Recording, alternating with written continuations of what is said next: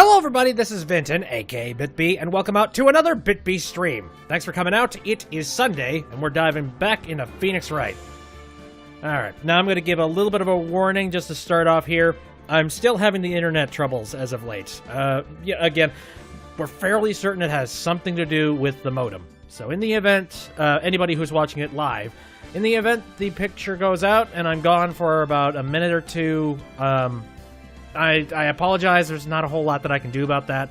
Got a guy coming out tomorrow to check it out, and hopefully he'll be able to fix it.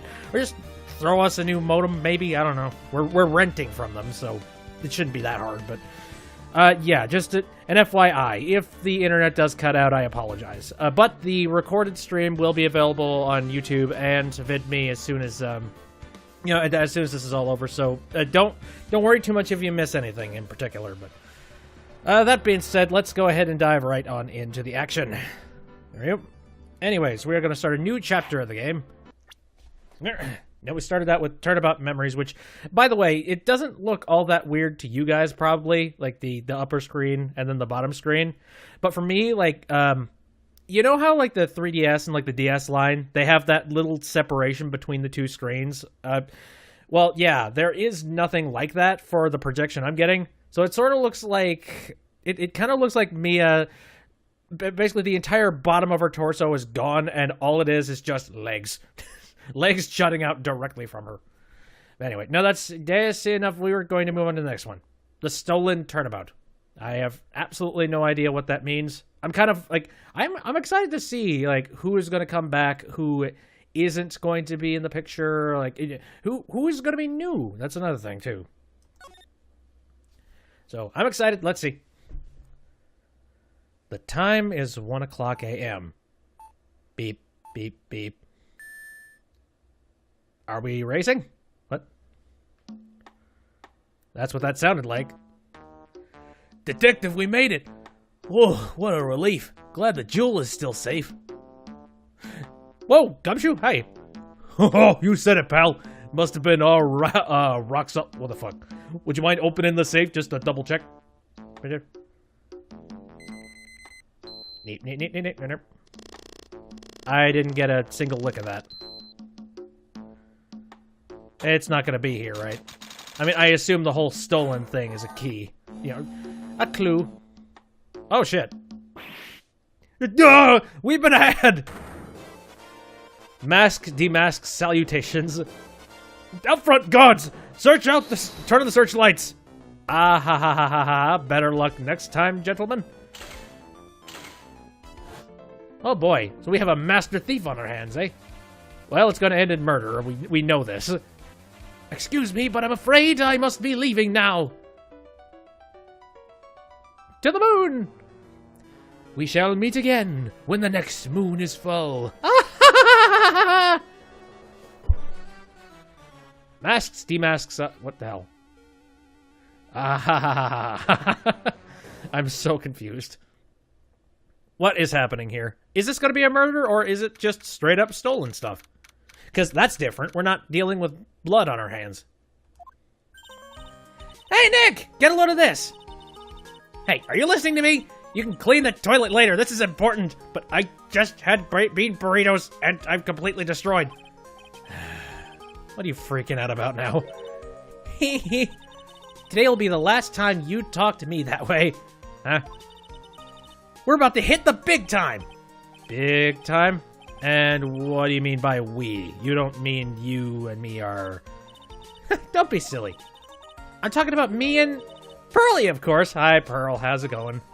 Hello. It's a pleasure to see you again, Mr. Nick. Pearls, you haven't changed a bit. Wait, what are you doing here anyway? Haven't you heard, Mr. Nick? Here, take a look at this. What's this? Some kind of poster? Oh, shit. Nice. Currain Village. Isn't that... That's right. It's our hometown. Pearly and mine, that is. What's this about treasures from the boonies? Very funny. You can laugh all you want. But you'll be singing another tune tonight. Tonight? What about tonight? The Treasure of Currain exhibit doesn't actually start until next week, but... The promoter sent us some special VIP entry passes. I mean, quite literally, you live there. That would be mean if they didn't. That's why I dressed up extra special today. What do you think, Nick? You look exactly the same.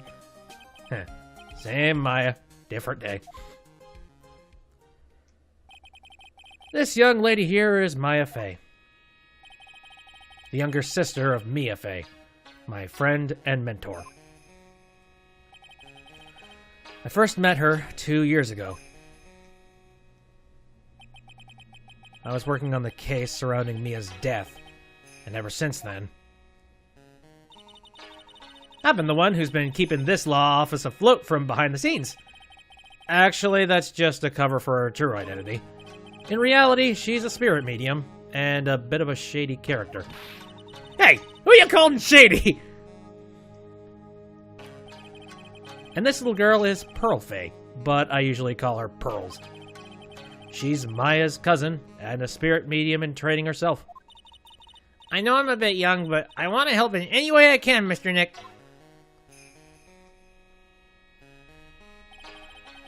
Karain Village is the home of the mysterious Karain channeling technique. And Maya here is the daughter of the Karain School of Channeling's master. I know it sounds ridiculous, but it's no joke. I've seen her power with my own eyes. It's the real thing, all right. Earth the Nick! How long are you gonna make two gorgeous women like us wait? Yes, Mr. Nick, I can't wait any longer. I want to see the exhibit. Looks like I don't get a choice here. Might as well head on out. Treasure exhibit poster added to the court record. All right. Real quick, before we go too far into this, I want to make sure that the audio is actually balanced. I didn't do that before the stream, but I figured it was close enough.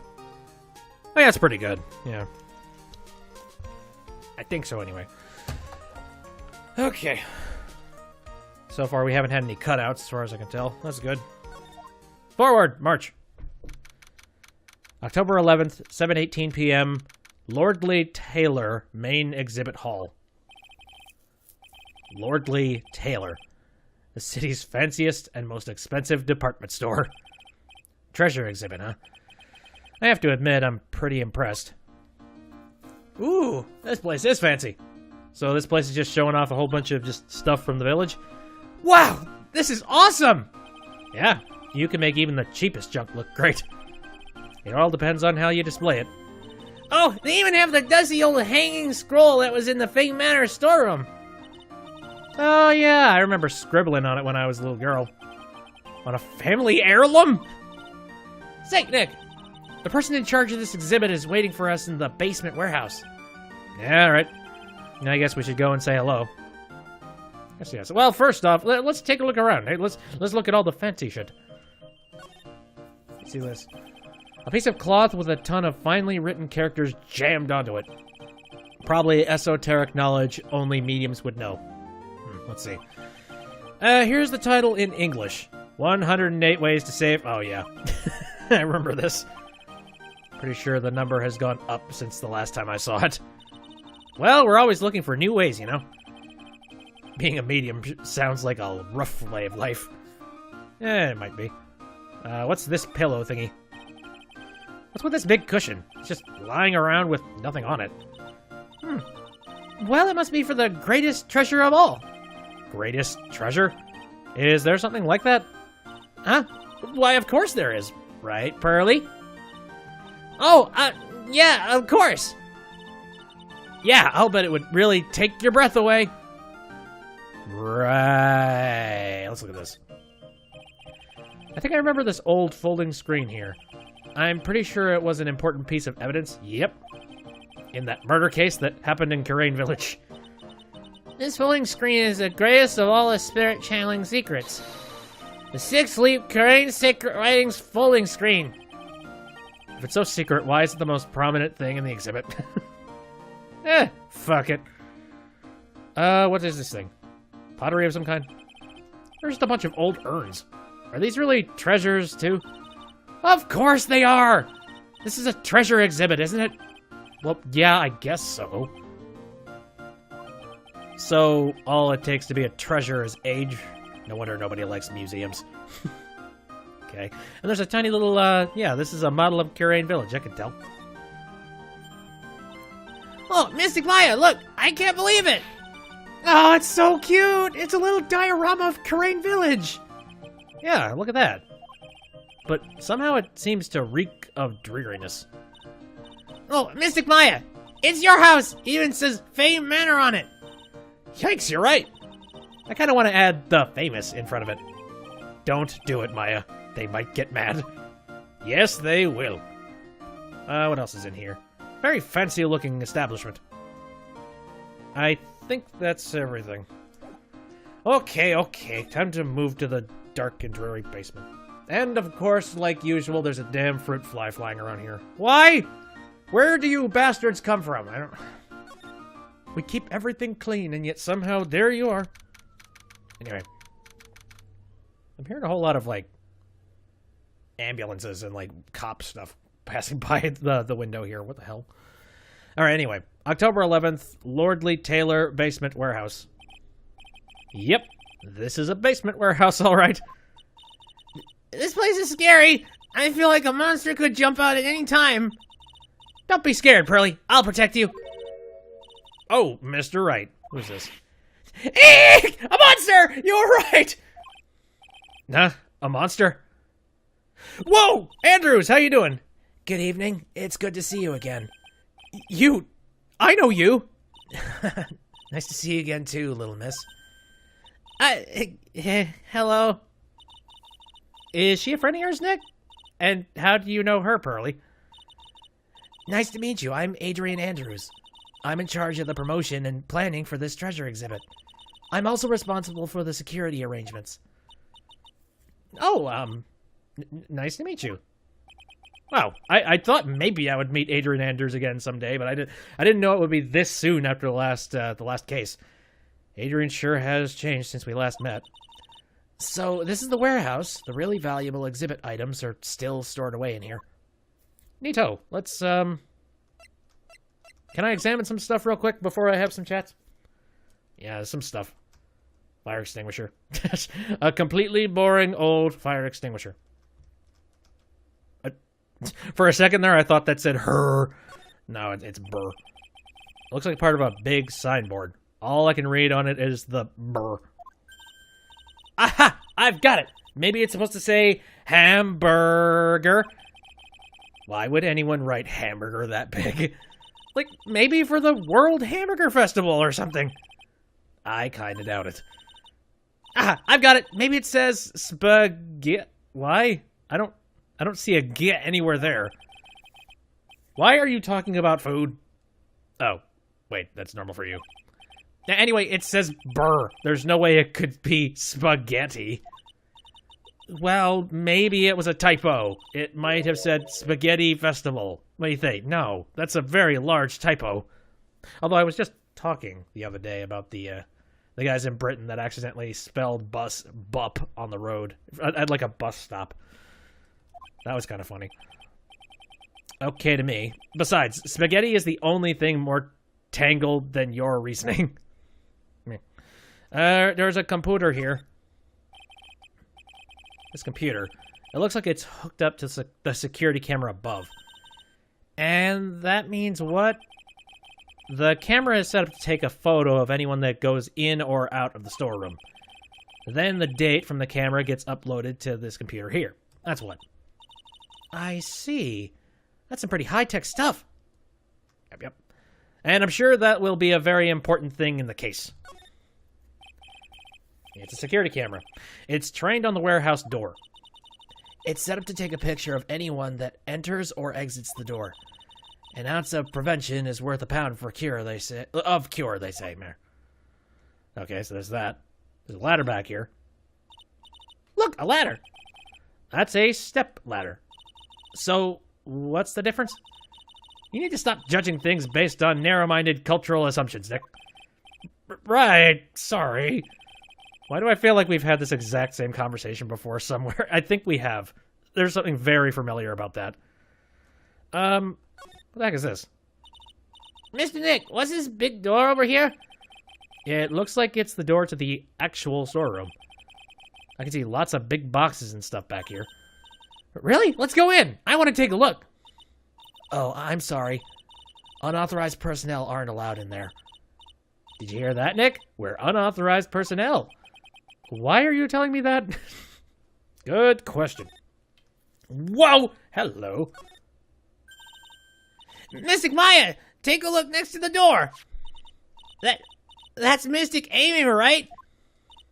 Yes, that's a statue of the woman who invented the Curane channeling technique, Amy Faye. This statue is on loan from one of the training halls of the Faye branch family. In fact, it just arrived this morning. Ooh, okay. So, you're a piece of evidence now. What's that creepy-looking thing she's holding? Don't ask me. How should I know? You live there! Of course I should ask you! Well, you are the future master, right? Maybe so, but this is the first time I've ever seen this statue. What? Do you live there? Or do you just pretend to live there and instead, like, go on a wild ride, just, like, eating nothing but burgers on the road? That thing is the Curane... Jesus.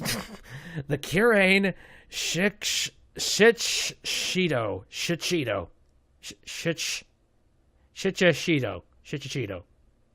My God. That is a hell of a word. Shichishito. It's a ceremonial sword. It's not a real weapon, so the blade isn't sharp. Ah, phooey. I wanted to cut something. What are you eyeing me for? I assume that's organic. It says organic. No, it doesn't, Nick. It says organize. You just can't see the last two letters. Yeah, well, I guess no one else could read it either because this place is a mess. Yeah, you must be all right at home, huh? Well, screw you. But all right, what else is happening? There's paint cans everywhere. Well, there's a door. There's, like, the door. Yeah. That appears to be everything in this room. Okay. So, let's have a talk, I suppose. Meep, It really has been a long time, hasn't it, Mr. Wright? Nick, what's going on? Who is this woman? Why are you freaking out on me? What? I just thought it'd be more dramatic if I got all worked up, that's all. Mystic Maya, you shouldn't let him off the hook so easily. Please, Maya, don't say anything that'll needle pearls further. Mr. Wright was there for me when I really needed help. It was something that happened 7 months ago. You remember, don't you? The nickel samurai case? Not really. I was stuck in a dark wine cellar. Did that escape your memory, Nick? After that, I quit being a manager and started doing this job. Wow, that's tough. I'm sorry, Miss Andrews, if it wasn't for us. No, don't say that. I'm glad the whole thing happened. Thanks to you and everyone else that was involved, I was able to change my whole life. I really am grateful. Whew, that's a relief. So, Lord Lee Taylor, more info about this place? I'm really impressed, Miss Andrews. Handling a huge exhibit like this must be very tiring. Well, Lord Lee Taylor is celebrating their 200th anniversary this year. The works on display in the main exhibit hall are worthy of the finest museums. Woohoo! Did you hear that, Pearly? The finest museums! Yes, I did. That's really wonderful. So this basement warehouse is pretty well protected, huh? Of course it is. After all, there are some priceless treasures here. Security guards are all very highly trained as well. That sounds good. So, what is with that face she's making? Oh, look, it's already 8 o'clock. Have you all eaten yet? Well, actually... I've already made a reservation at the restaurant on the 12th floor. Why don't we all dine together? Ooh, I like the sound of that. Dine. It sounds so fancy. I'll have the kids' lunch. Pearly, it's dinner, not lunch. Why don't you go for it and really eat your fill with a kid's dinner? Okay, in that case, one kid's dinner for me. Shall we head upstairs then? Pretty well. After that pleasant evening, all that remained was to wait for the exhibition's opening. It was wonderful seeing Miss Andrews looking so happy. None of us could have imagined that the very next day, something terrible would happen. As it usually does with this horrible, horrible game. No. Phoenix never gets his way. Never. We never see that. It's always tied into a stupid case. To be like, oh, good, someone's dead, or something's stolen, or something very illegal, and people can't figure it out. But anyway, October 12th, 10:09 a.m., Wright & Co. Law Offices. Nick, this is terrible! What the? You're cleaning the toilet again? Again, we all went out for dinner, and everybody got frickin' curry. You know, that happens. I never knew you were such a toilet freak. Give me a break, would you? My brain just hit the snooze button for the 5th time. I'm going to turn on the TV. We've got an update on the recent treasure heist. Based on clues found at the scene of the crime, authorities have announced that they believe it was the work of the renowned phantom thief, Mask de Mask. Mask the Mask? According to a spokesperson, Lordy Taylor received a threat letter some days ago. This is the 5th heist by the phantom thief, who only targets rare treasures. Lordly Taylor? Well, Nick, what are you gonna do? Don't you dare go back to scrubbing that toilet! Treasure? Lordly Taylor? You don't think... Yes! Now get up, Nick! It was stolen by Mask de Mask! Our most valuable treasure! The Curane's secret urn was stolen! What?! Oh no! Well, hopefully it holds together. Jesus, Pearly, what strength of glue did you use? Refresh my memory a little. What's the sacred urn, you stupid bastard? It's only the most important treasure in Curane Village, that's all. Look, it's right there on this poster. Yep, there it is. Don't you remember what's inside? The urn contains a very important soul. Namely, the soul of Mystic Amy Faye, the founder of the Curane channeling technique. Right, Pearly? Yes, that's right. I broke it. Hold up. I thought that urn had the name Amy written on it. And now it says, I am. Any idea how that happened, Pearly? There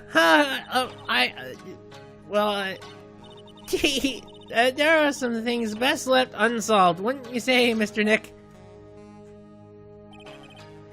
That's right. 1 year ago, there was a murder in Curane Village, Maya's hometown. The sacred urn turned out to be an important clue in that case. Alright, info about the sacred urn, huh? Alright, ooh, we've got some more info. What to do? Okay, the toilet is shinier than the judge's head, so let's see what's next. What's wrong with you, Nick? What do you mean? What do you mean, what did... Mr. Nick! Your beloved Mystic Maya's treasure has been stolen. Doesn't that even bother you? But I thought the urn was the village's treasure, so I don't see how... The village is Mystic Maya. She's the future master of the Curane School of Channeling. You know what I'm talking about, Mr. Nick? I won't let you say you don't. Okay, I do. So, what am I supposed to do about it? Isn't it obvious? Go and find the bad guy who did this. Yeah, and get the sacred urn back. But I'm not a detective. This has nothing to do with this. If you're a real gentleman, you would find it for your beloved Mystic Maya. Man, oh man, there's no winning against Pearl's fairy tale image of love. So what's the name of the bad guy again? Mask de Mask, Nick. Make a note of it. Mask de Mask. Alright, last year's incident. Let's just suddenly talk about that. Oh, it was terrible. I was arrested and everything. 1 year ago, the murder in Curane Village. I assume a whole bunch of this is just for people who didn't play the other game before. It's interesting. It's like, what? I guess, to an extent, there's a chance you could play a Phoenix Wright game without playing the other one, so I guess. Yeah. A man was killed during one of Maya's spirit channelings. And this urn wound up being the key piece of evidence that proved her innocence.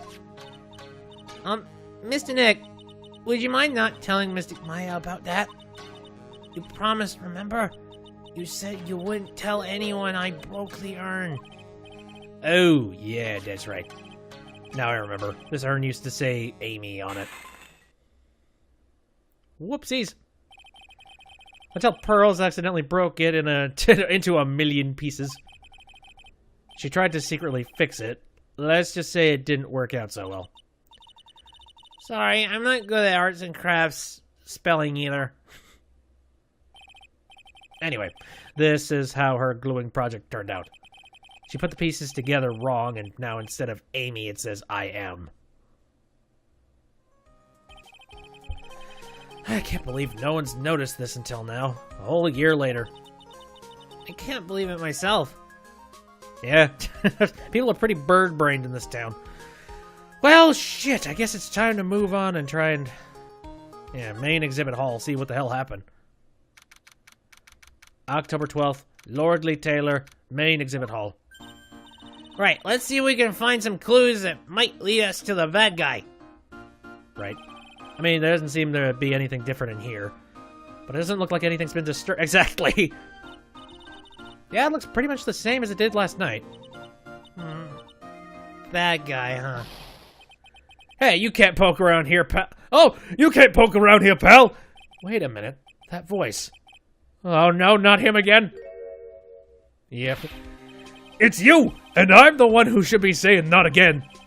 Why is it every time something bad happens, you always show up, pal? I should be asking you that. Are there any other detectives? No, I should be asking you that. Why are you here hanging around here? Hey, I asked you first. What are you here and... All right, we got it. Why don't you two just kiss and make up already? Hello? It's been a long time, Mr. Scruffy Detective. Oh, it's you, little missy. Actually, the name is Gumshoe. Detective Dick Gumshoe. Now's a good chance for you to try to remember it right. And if it's too long for you, you could just call him Dick. Okay, it's good to see you again, Mr. Detective Dick. Boy. Yeah, good to see you again, too, I guess. Well, you have a little girl that will constantly calling you a dick for the entire rest of the game. Congratulations, Gumshoe. Yeah, I guess it's time to talk with you, huh? What the hell happened?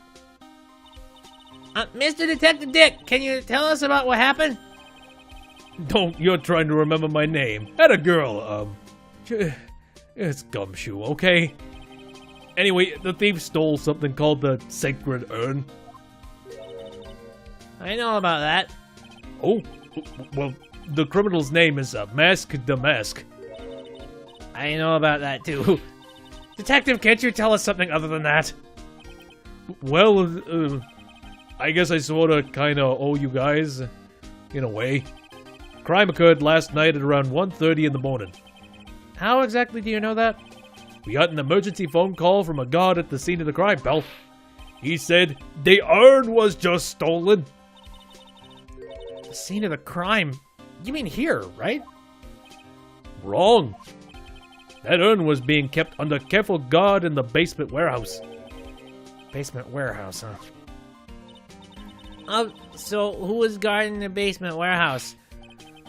That guy! It's all his fault! That's the thief that the thief got away, pal. He solves one case and gets a swelled head thinking that he's an ace detective. Ace detective? An ace detective, huh? I guess now that I have competition being an ace attorney, we'll get to that. Yeah. Mask to mask. Hey, Detective Gumshoe, about this Mask Damask. Is he famous? What? You're joking, right, Nick? Mask Damask is the hottest thing since sliced bread. Sometimes he appears as a museum guard. Sometimes he appears as a big brown bear known to surprise unsuspecting victims. But underneath those disguises is the true Mask Damask. So he's some kind of master of disguise, huh? And he only goes after the finest works of art, pal. Last night was his 5th heist. If Lordly Taylor had only cooperated, I could have caught him in this time. Here. What? Then you knew he was planning on stealing the Sacred Urn? Of course I did. The guy always sends his calling card before he steals something. Calling card, huh? They mentioned that on TV. Alright, who is this ace detective? So, why do you call him an ace detective anyway?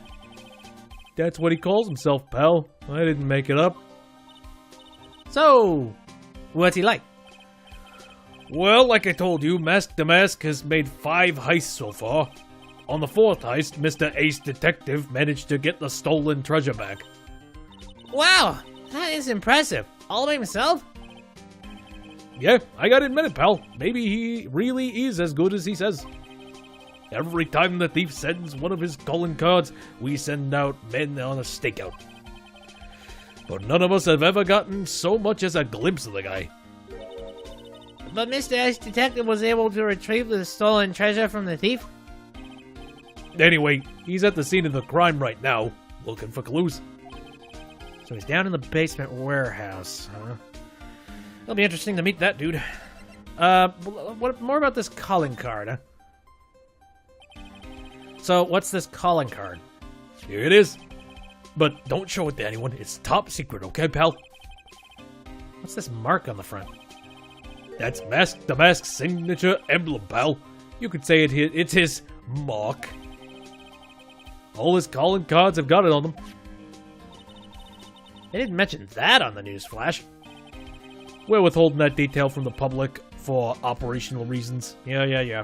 There's a lot of cases. I've heard a couple of cases like that where like serial killings have happened in in certain neighborhoods, and the police they don't discuss it. They just sort of say, no, not like small neighborhoods, but like straight up like metropolis, gigantic cities where murders happen, and they don't want people to start stitching them together, being like, oh my god, there's a serial killer on the loose.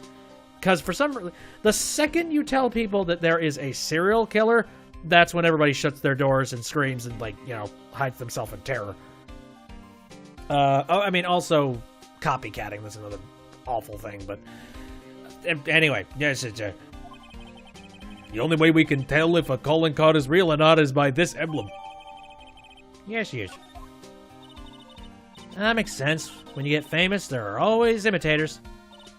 Mr. Nick, if you work a little harder, maybe you can have your own copycat someday. Thanks, I guess. Are there really copycats for Phoenix Wright Ace Attorney games? I don't know. They've made the Apollo Justice stuff, so yeah, maybe. And then there's I don't know. Professor Layton is kind of a thing all on its own. Like, it doesn't really do much of anything similar to Phoenix Wright. Who knows? And that's all that. I guess it's time to move down. That basement. Have a chat with this ace detective. Lordly Taylor, basement warehouse. No matter how many times we come here, this place always gives me the chills. That's probably because it's air-conditioned to protect the art pieces, you know. Welcome to my private little banquet of chaos. Who is this? Huh? What in the heck does that mean? Whoa, what the fuck? I'm going to take a random stab in the dark and say that you are the ace detective. Oh god, what voice do I give this guy? I have no idea. I love how his monocle is literally a magnifying glass. I was sort of thinking about a voice similar to Maximilian Galactica, but I'd like to space these voices out a little bit more. A little bit, anyway. I guess I would probably go for a voice I was trying to do in the beginning there. I don't know. I'm afraid I have very little to offer, but please make yourself at home. Who are you anyway? Shh! Silence!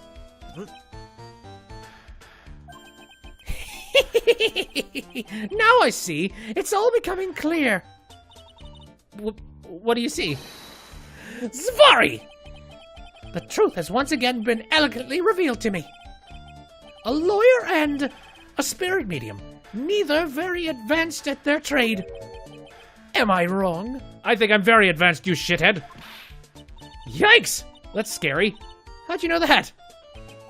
How, you say? The universal skeptic would say that how is nothing but a question of why. I'm a traveler of both time and space, and a swimmer of dreams. Get the hell out of here. What is he talking about? I can't make heads or tails of it.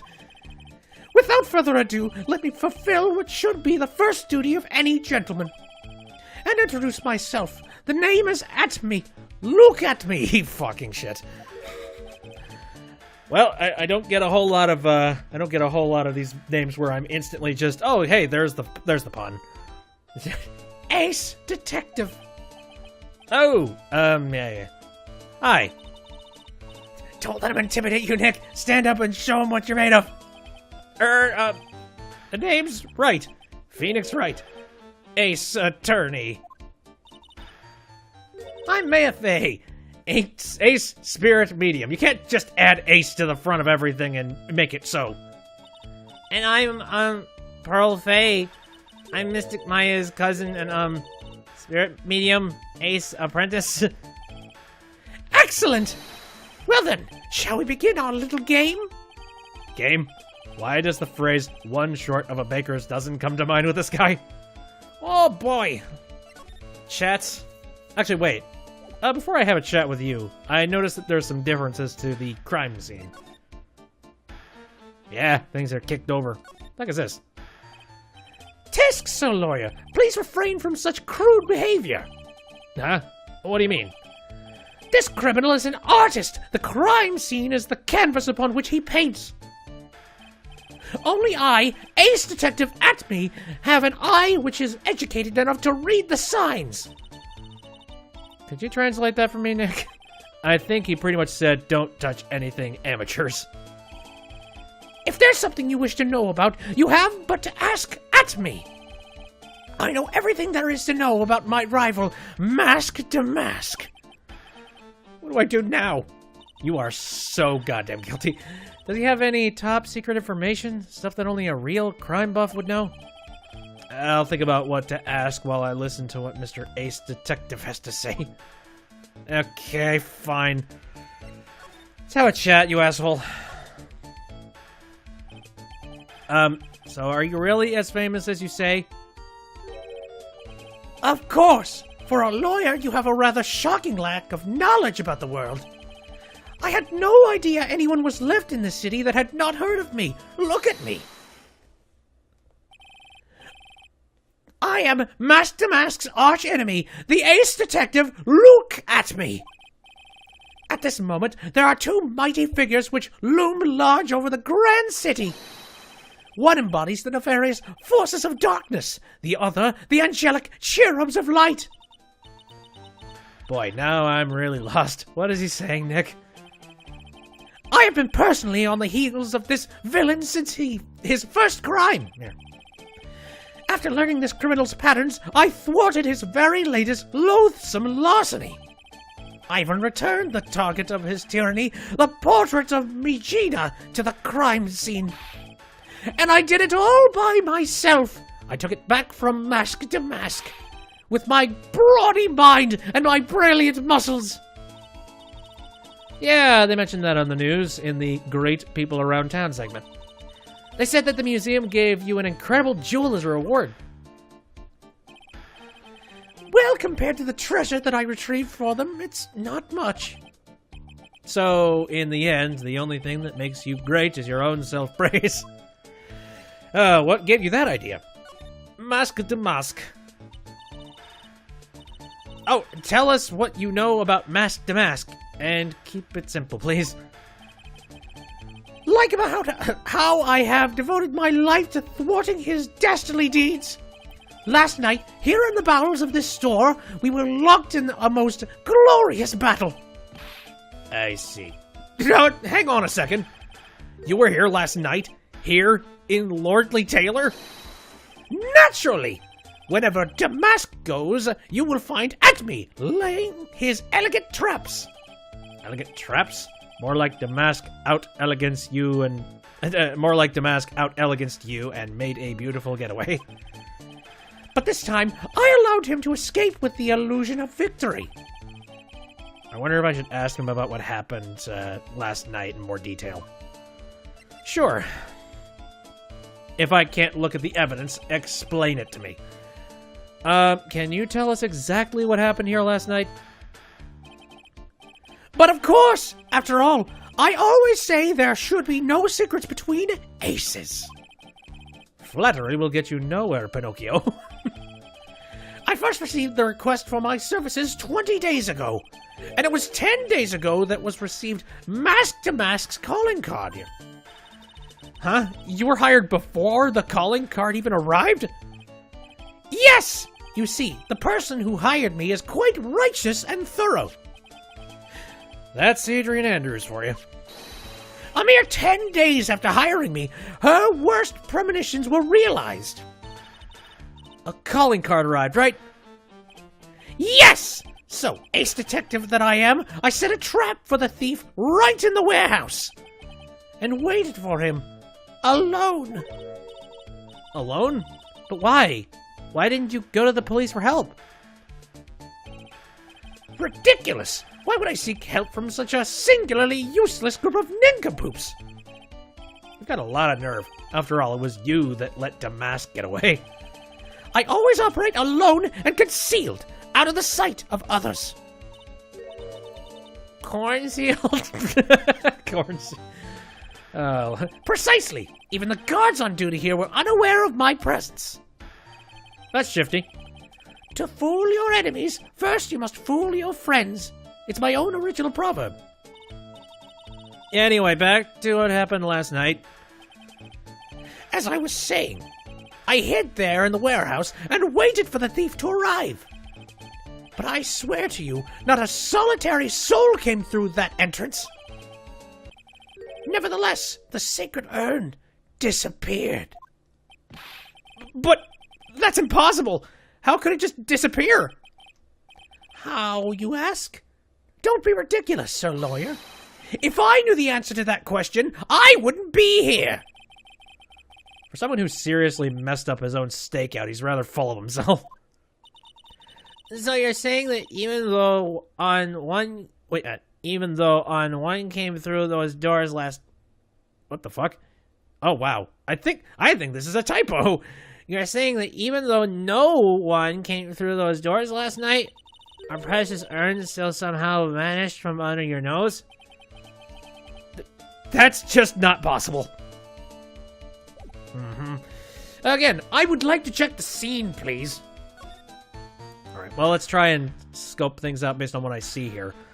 There's a very strange pink ooze coming from here. Is there any... Hold on a second. I'm going to examine without actually pressing on anything. It appears that there's a whole bunch of just paint sitting on this box. Paint that fell here somehow. I don't know. I wish I could examine shit. Oh, it looks like the statue. I think the statue was moved. I believe so. Yeah, because I remember that statue being a little bit closer at one point. Alright, well, this asshole's not going to allow me to check anything in here, I'm sure, so... Can I have a chat with you? Maybe you have some more info? No. Maybe I can... Wait, maybe I can present stuff to these guys. Here. Worst comes to worst. Meh. Remember, don't tell anyone about that emblem, okay, pal? Does the thief ever send these to the police? No, always to the victims. Up until now, the victims have always come to us looking for help, though. That's not what happened this time, you mean? You got that right, pal. Listen up, if you guys ever get one of these calling cards, I want you to come to us right away. Got me? Yeah, sure. I guess we could present some other... I mean, yeah, I don't know. To be honest, pal, there's something that bugs me. What's that? All the other items that were stolen by Mask the Mask were ones even I had heard of. They were all world-famous treasures. The Tear of Emanon, or the Crown of Bongora. The Sacred Urn of Karain is famous too. Right, Pearly? Of course, everyone in Korean Village knows about it. Sounds like we've got an unpredictable thief on our hands. Now what about the statue? What do you think about this? What about this? Sorry, pal. I didn't get much sleep last night. My brain's not really working right. Somehow I don't think sleep would really fix the problem. Hey, keep it down. You might have really good hearing for all you know. I might get mad if you heard. I can hear everything you're saying, pal. Look at this poster. No. Turns back to that one. Okay. I still have the Megdatama. I get the feeling I'm going to be breaking some more Cyclops later on. Okay, alright. Let's... I'm going to go back down here, and I'm going to present some stuff to you, then. Alright, sir. Anything of this? Do not fear, young lady. I promise I shall retrieve your urn. Thank you, Detective Atme. I'm counting on you. The final round between Detective Luke Atme and Master Mask is set to begin. Still, there's something funny about this guy. Really. Yeah, but don't forget he managed to retrieve the treasure from the last heist. Yes, I even have a video that details my role in the whole affair. I recorded it directly from the news on TV. Can I interest you in a copy? No, thanks. No. Unless it was some sort of live footage, and then we could prove that these, it's one of those things where, has a Master Mask and a Luke Atme been in the same room at the same time ever? And on camera, that doesn't seem to be the case. All right. What about this thingy? I'm sorry, I can't be more helpful, but I have no interest save that of finding evidence against my arch rival. Nah, it's okay. Nick is just a bit of a piddling evidence hog. That is his defense style. A piddling evidence hog, you say? In that case, I'd simply be wasting my breath. Yeah, I guess you're right. Thanks, Maya. Why couldn't you have said that I was a rival and not a piddling evidence hog? Meh. I guess this would be literally the same thing before, right? Yep. Alright, so... Skip. Nice ring, you asshole. Thanks for showing it off. Hopefully that'll be a part of the evidence or something. So what about this thing, yeah? Master Mask's calling card. It's got his emblem printed on it, right? Quite impressive, but I would expect nothing less from my arch rival. I'm surprised to see you in possession of such a top-secret piece of information. Well, we've got an ace lawyer, an ace spirit medium, and an ace cousin apprentice here. Yes, indeed. I think I could learn to like you, my fellow ace professionals. I don't know if I really want this guy to like us. Ever. Well, Sir Lawyer, I've been told that you two are pursuing the mysterious thief. Well, I'm not sure. That's right! We're gonna find the Sacred Urn no matter what we have to do. Excellent. I will trust you. I permit you to take a look around while I investigate elsewhere. If perchance you should discover something of value, return then to my office. My office of Earthly Delights, the Atme Detective Agency. Office of Earthly Delights? Well then, Sir Lawyer, if you'll excuse me, I have much to do. Scuttle. Wait a minute! He's gone. I don't like the idea of doing this guy's work for him. I don't either. Come on, Nick, don't worry about it. It's no big deal. Let's hurry up and investigate before he changes his mind. Excuse me, sorta. I want to go to his office too. Take me with you, okay? Right, now we can finally examine shit. Box. That pathetic looking wooden box. Ah! That's the box that had the Sacred Urn in it! Don't touch it! There may be clues to the thief's identity out there. On there, man. I worked so hard to make that box. Huh? You made that poor excuse of a box, Maya? What's that supposed to mean? That urn has always been on its stand in the winding way of Fame Manor. So there is no box suitable for it, Mr. Nick. And I was so proud of it. Poor Maya. Maybe it had been better if Mask to Mask had taken the box too. Meh, I think that's gonna be a nice little piece of evidence, I suppose. So this thing. Wow, this is awesome! What did Miss Andrews say it was called again? Fuck, it's literally 7-branch sword in Japanese, or so says Miss Andrews. Whoa, it's pretty heavy. Why are you picking up shit at the crime scene? Seriously? This would be super freaking illegal in the States. 1 hit, 7 times the fun. Pretty catchy, huh? I bet it'd sell like hotcakes. There's something about it that bothers me. Wow, you're really firing on all cylinders today, Pearly. The sword. Wasn't Mystic Amy holding it last night? Yep. And another thing. The sword wasn't bent last night like it is now. You're right. Awesome, Pearly! I wouldn't expect any less from my little ace apprentice. The sword is bent.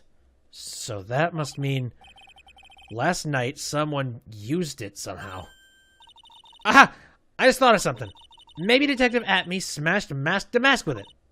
Like this? Yeah! What the heck? What do you think, Pearly?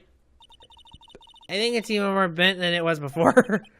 Oh, man, my head. My hair! My beautiful hair! It's going to take me forever to get my spikes back in order. Alright. They look burr. Yeah, okay. I probably shouldn't have looked at that because it didn't look any different. Uh-oh. There. So, anything different with the security system? Oh. Hey, Pearly, do you know what this is? It's a computer. A computer? Oh, I've heard of those! It has such a cute name.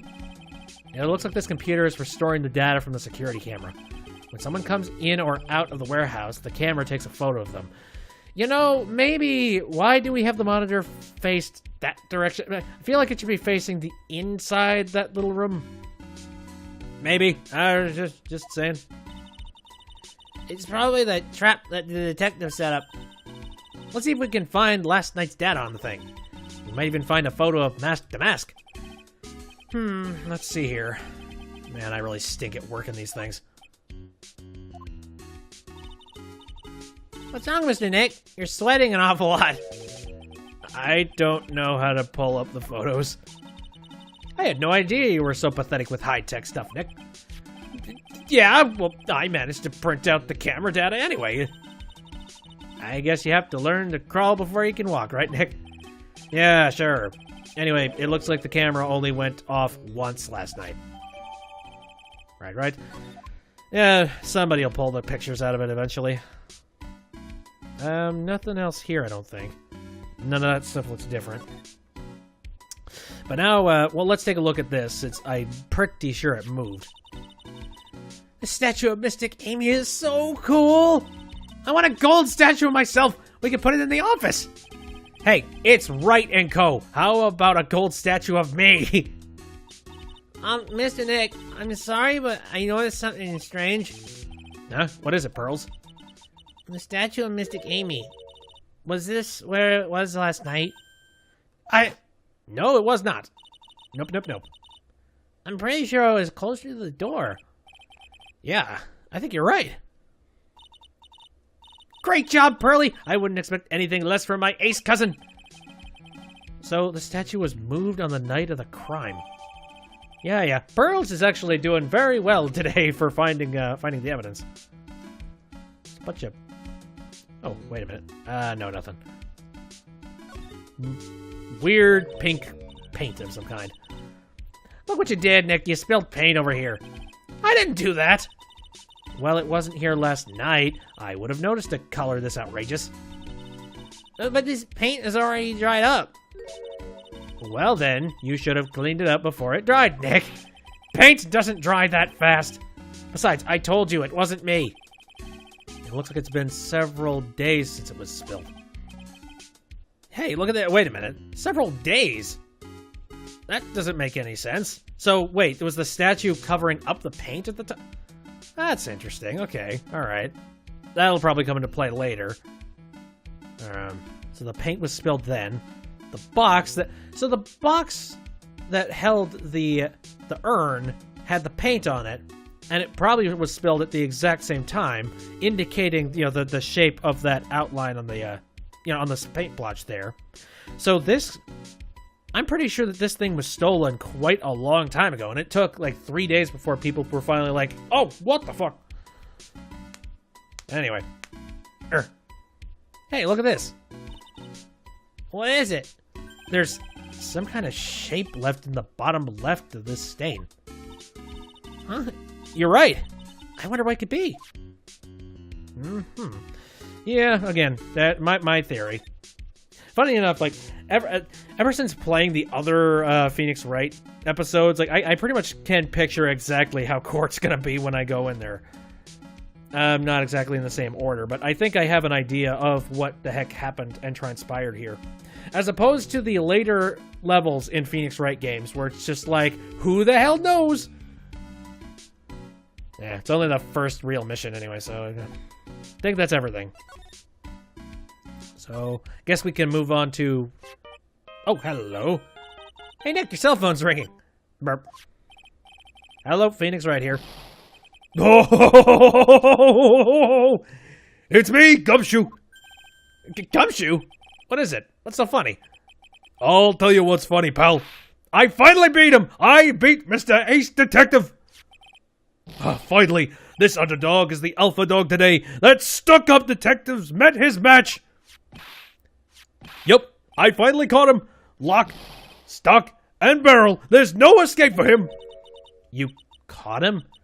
Are you saying you captured Mask to Mask? Bingo!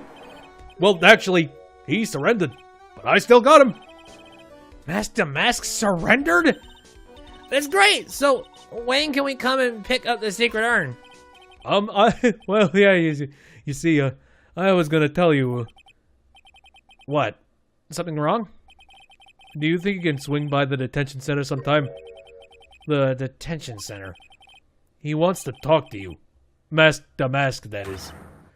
What? He wants to talk to Nick? I'll be waiting for you, pal, so get over here soon. The detention center, huh?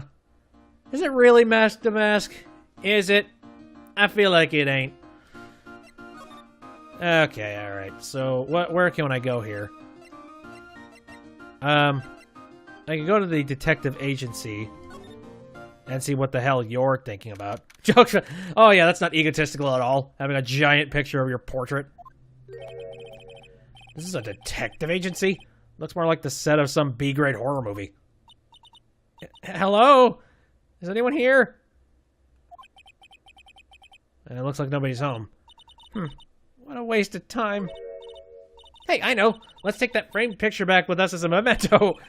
Don't you dare, Maya. I guess we'll have to try back later. Hold on. First off, I want to examine some stuff in his room. This is fun. Hey, Nick, what's this thing here? It's called a gramophone.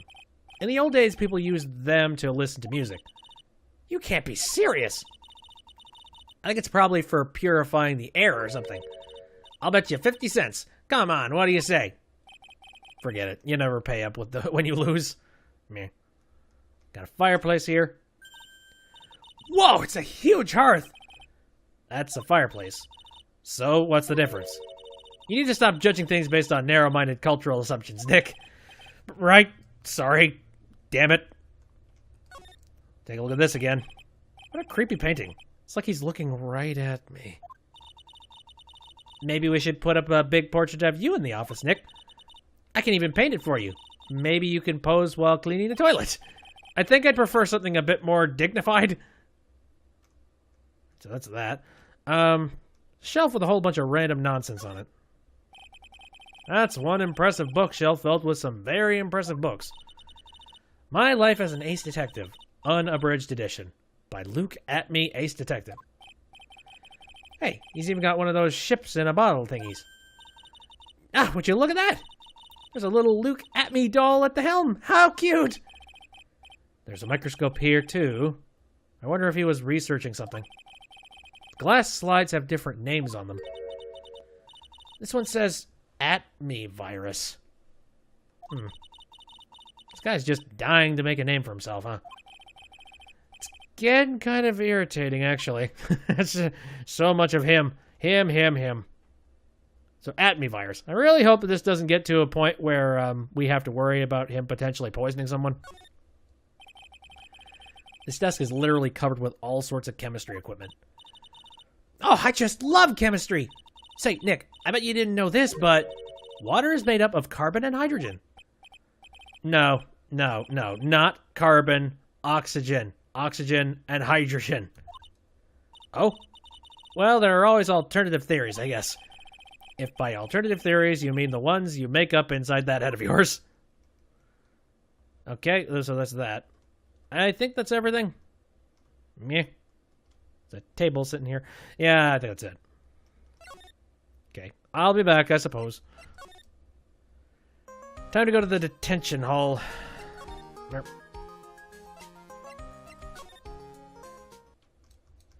Right. So who is this guy that they supposedly captured, huh? Hey, pal! Welcome to the detention center. Why are you here? You're sure in a happy mood, aren't you? Yep, after all, we got mask to mask. Right, but, so where's the sacred urn? Oh. Sorry about that, pal. I guess I didn't really think about it before. But you're the victim in this case. Huh? Well, I guess I should let you guys hear the story straight from the horse's mouth.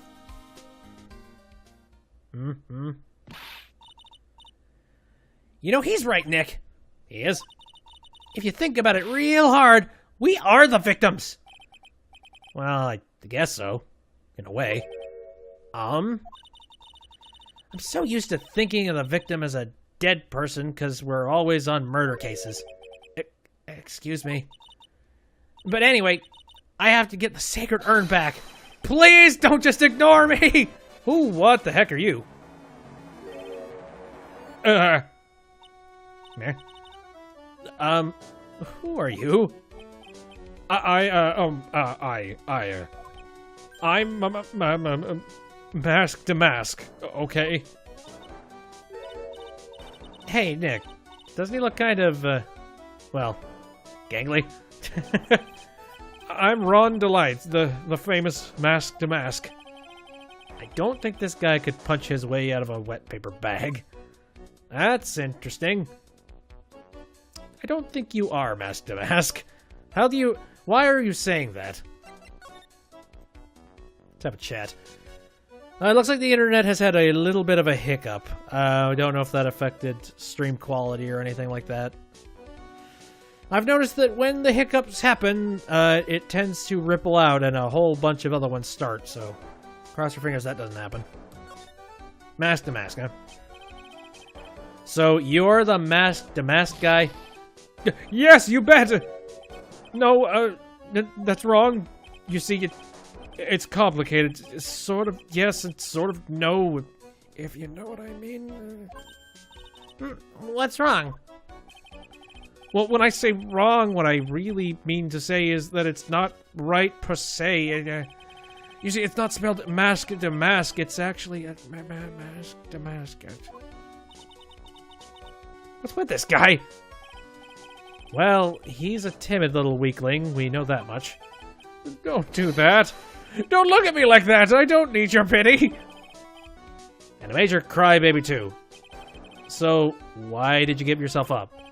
Well, you see, it's because, well, I know why. It's because you stole such a priceless treasure.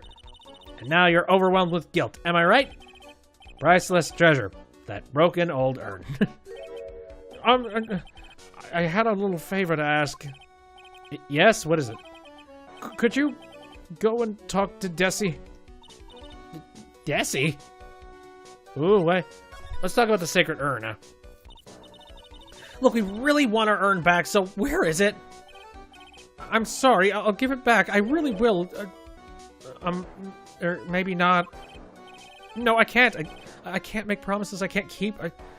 I'll just end up hurting people. Mr. Nick, I couldn't hear what he just said, especially the last part. Mr. Damask, do you think you could speak up a little? Yes, sir. I will. I promise. Maybe not.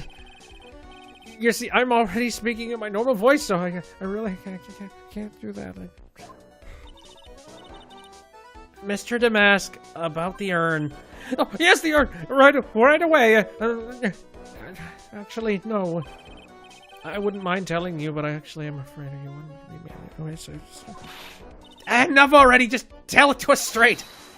Please don't yell at me. I'm sorry. That urn, I lost it! What? Man. What did you just say? Did you say you lost it? Yes, no, maybe so. I mean, yes, I lost it. What do you mean? Well, you know, I lost it, like I said. These things just happen. You're on the train and you get distracted and you forget your bag, you know.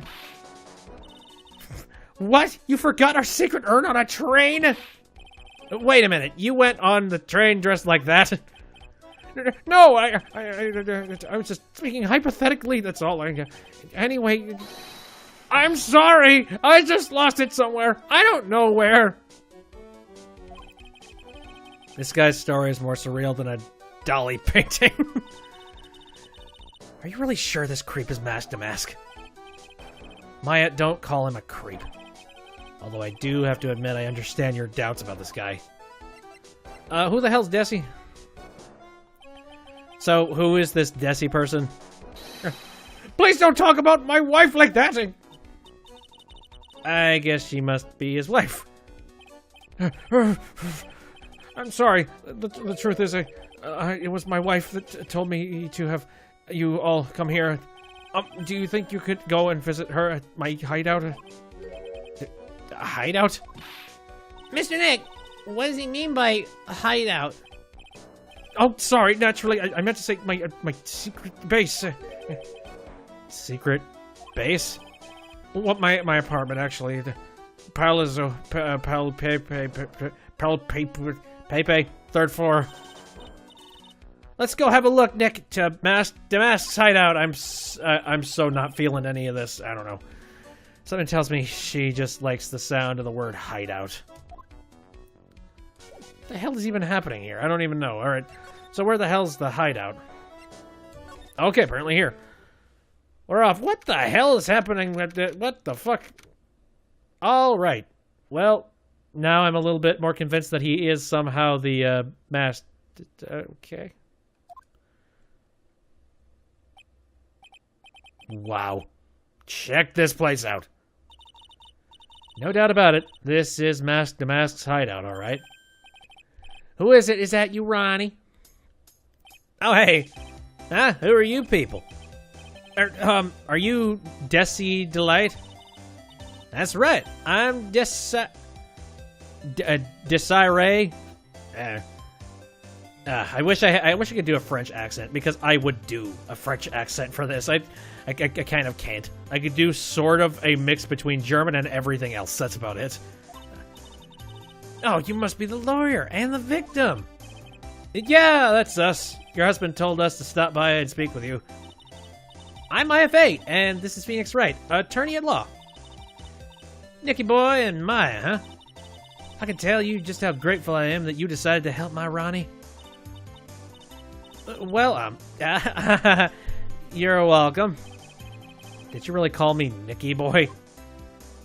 I'm examining this damn place. I'm looking at all the shit. Oh, that's so cute! It's called a hot air balloon, you know? Wow. There's no fooling you. I want to make my own balloon now.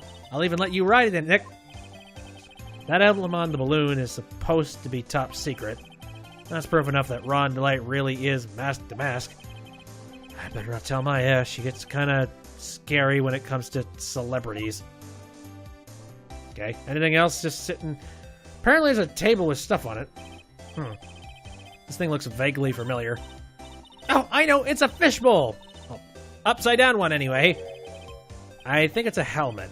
An alien helmet. Oh, God. And that looks like a tape recorder or something next to it. I think it's a transceiver. An alien transceiver. Nick, do you think maybe you could act like a grown-up for a little bit? I'm completely out of reality right now. I'm sorry. If I wanted to act like a space alien, or somebody who is spaced out, I have the right! Getting lectured by Maya to be more of an adult. That's a new low. Anything else? There's random ass... What? There's a whole bunch of stuff piled up over here. Sort of looks like blueprints or something. Duck and cover! It's a missile! Did you know there's dynamite in missiles? But they're not heavy enough to be real. Oh, wait. They're just really well-made toys. Where are these rolls of paper stuck in the trash can? Theft on the Mazarin Stone, the Great Albatross Strategy. Theft of the Immortal Goddess Statue, the Great Knuckle Bomber Strategy. Did the police even investigate this place? Oh, probably not. Okay, so there's that missile. Then there's this. There are a bunch of books lying here.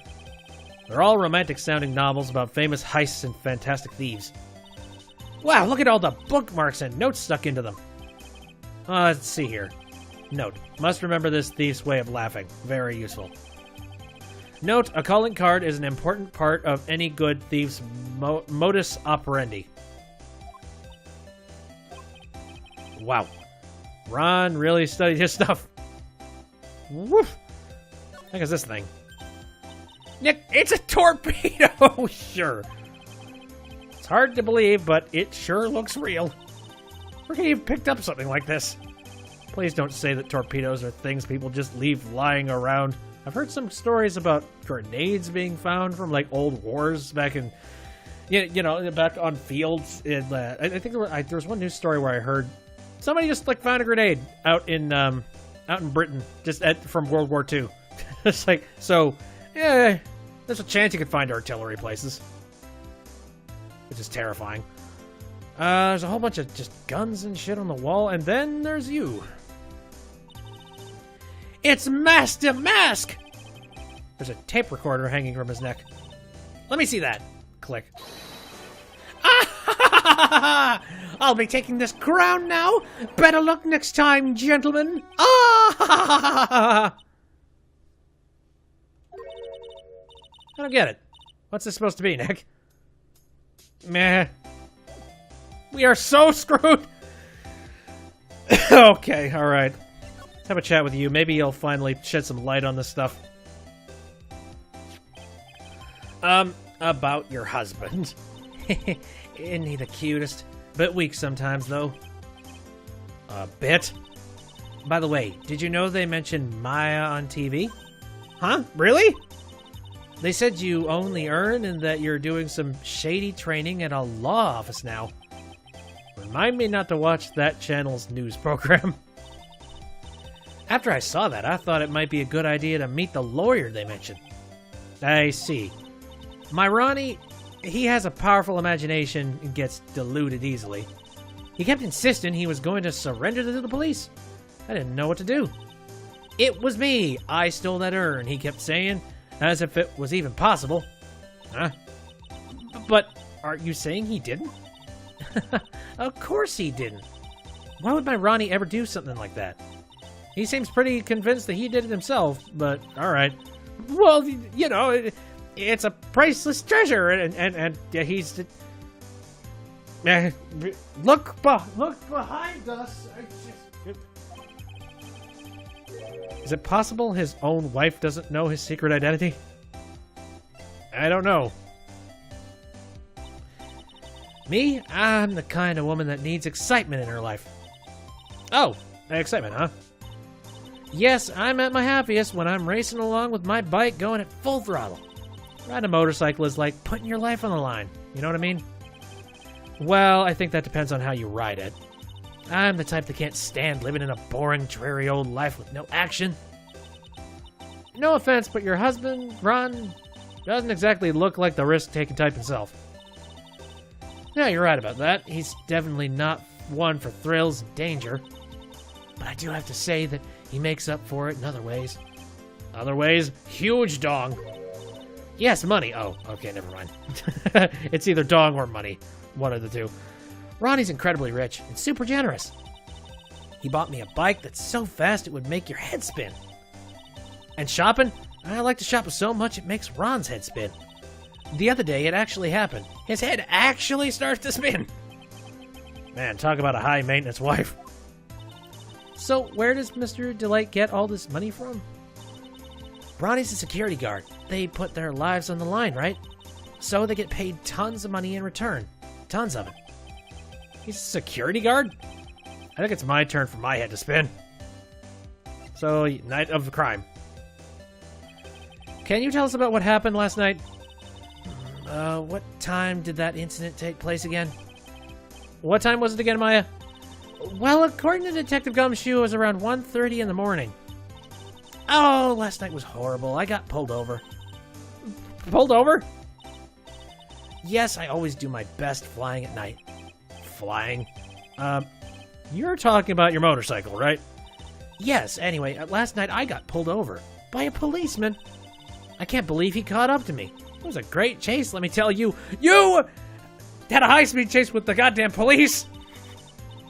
Jesus. When he finally caught me, the poor man was as white as a sheet.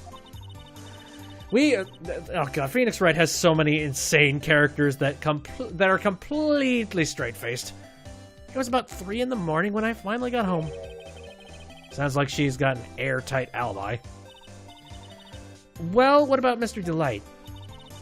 I don't really know. We weren't together at the time of the night. But when I got home, he was already fast asleep.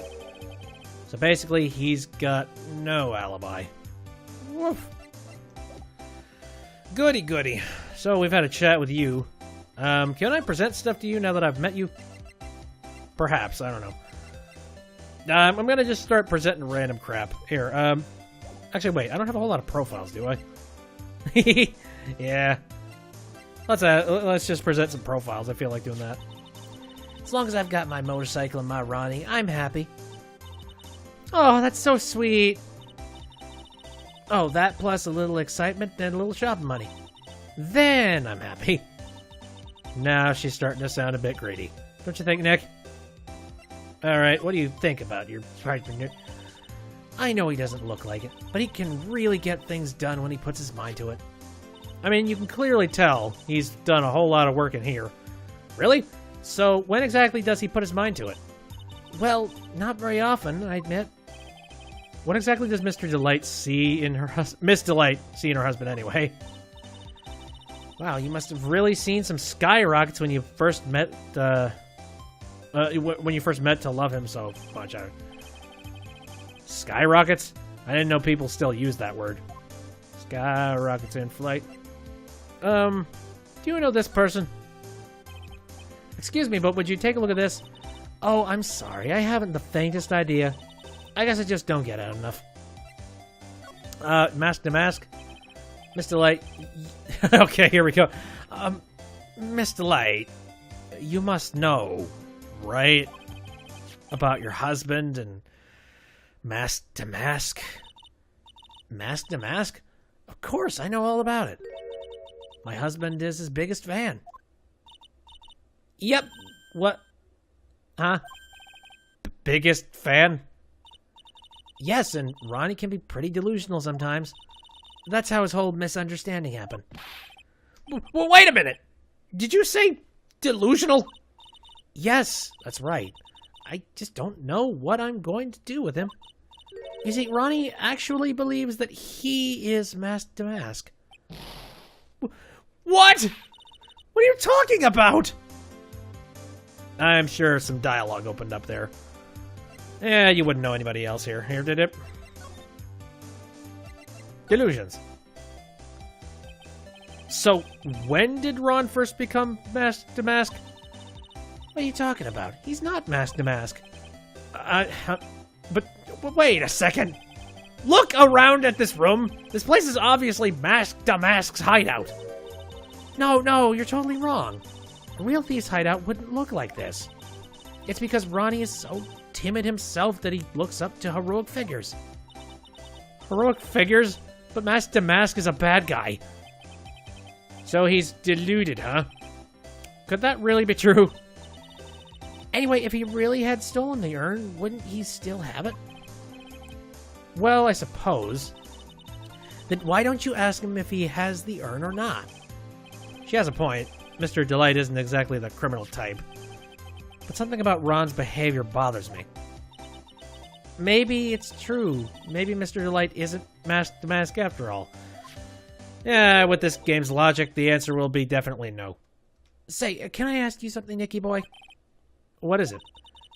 I know I may seem like a bad girl on the outside, but the one thing I don't stand for is illegal activity.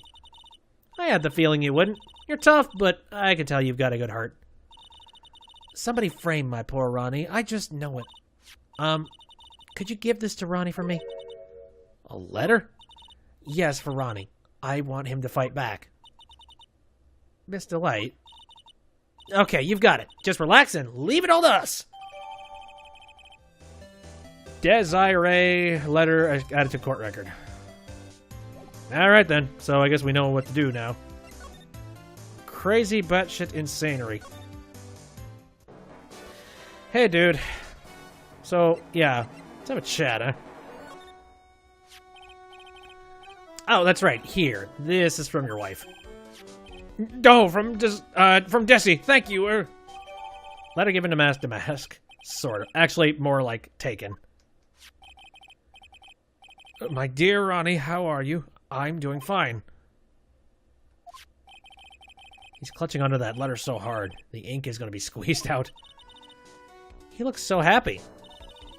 You should write a letter to Mystic Maya too, Mr. Nick.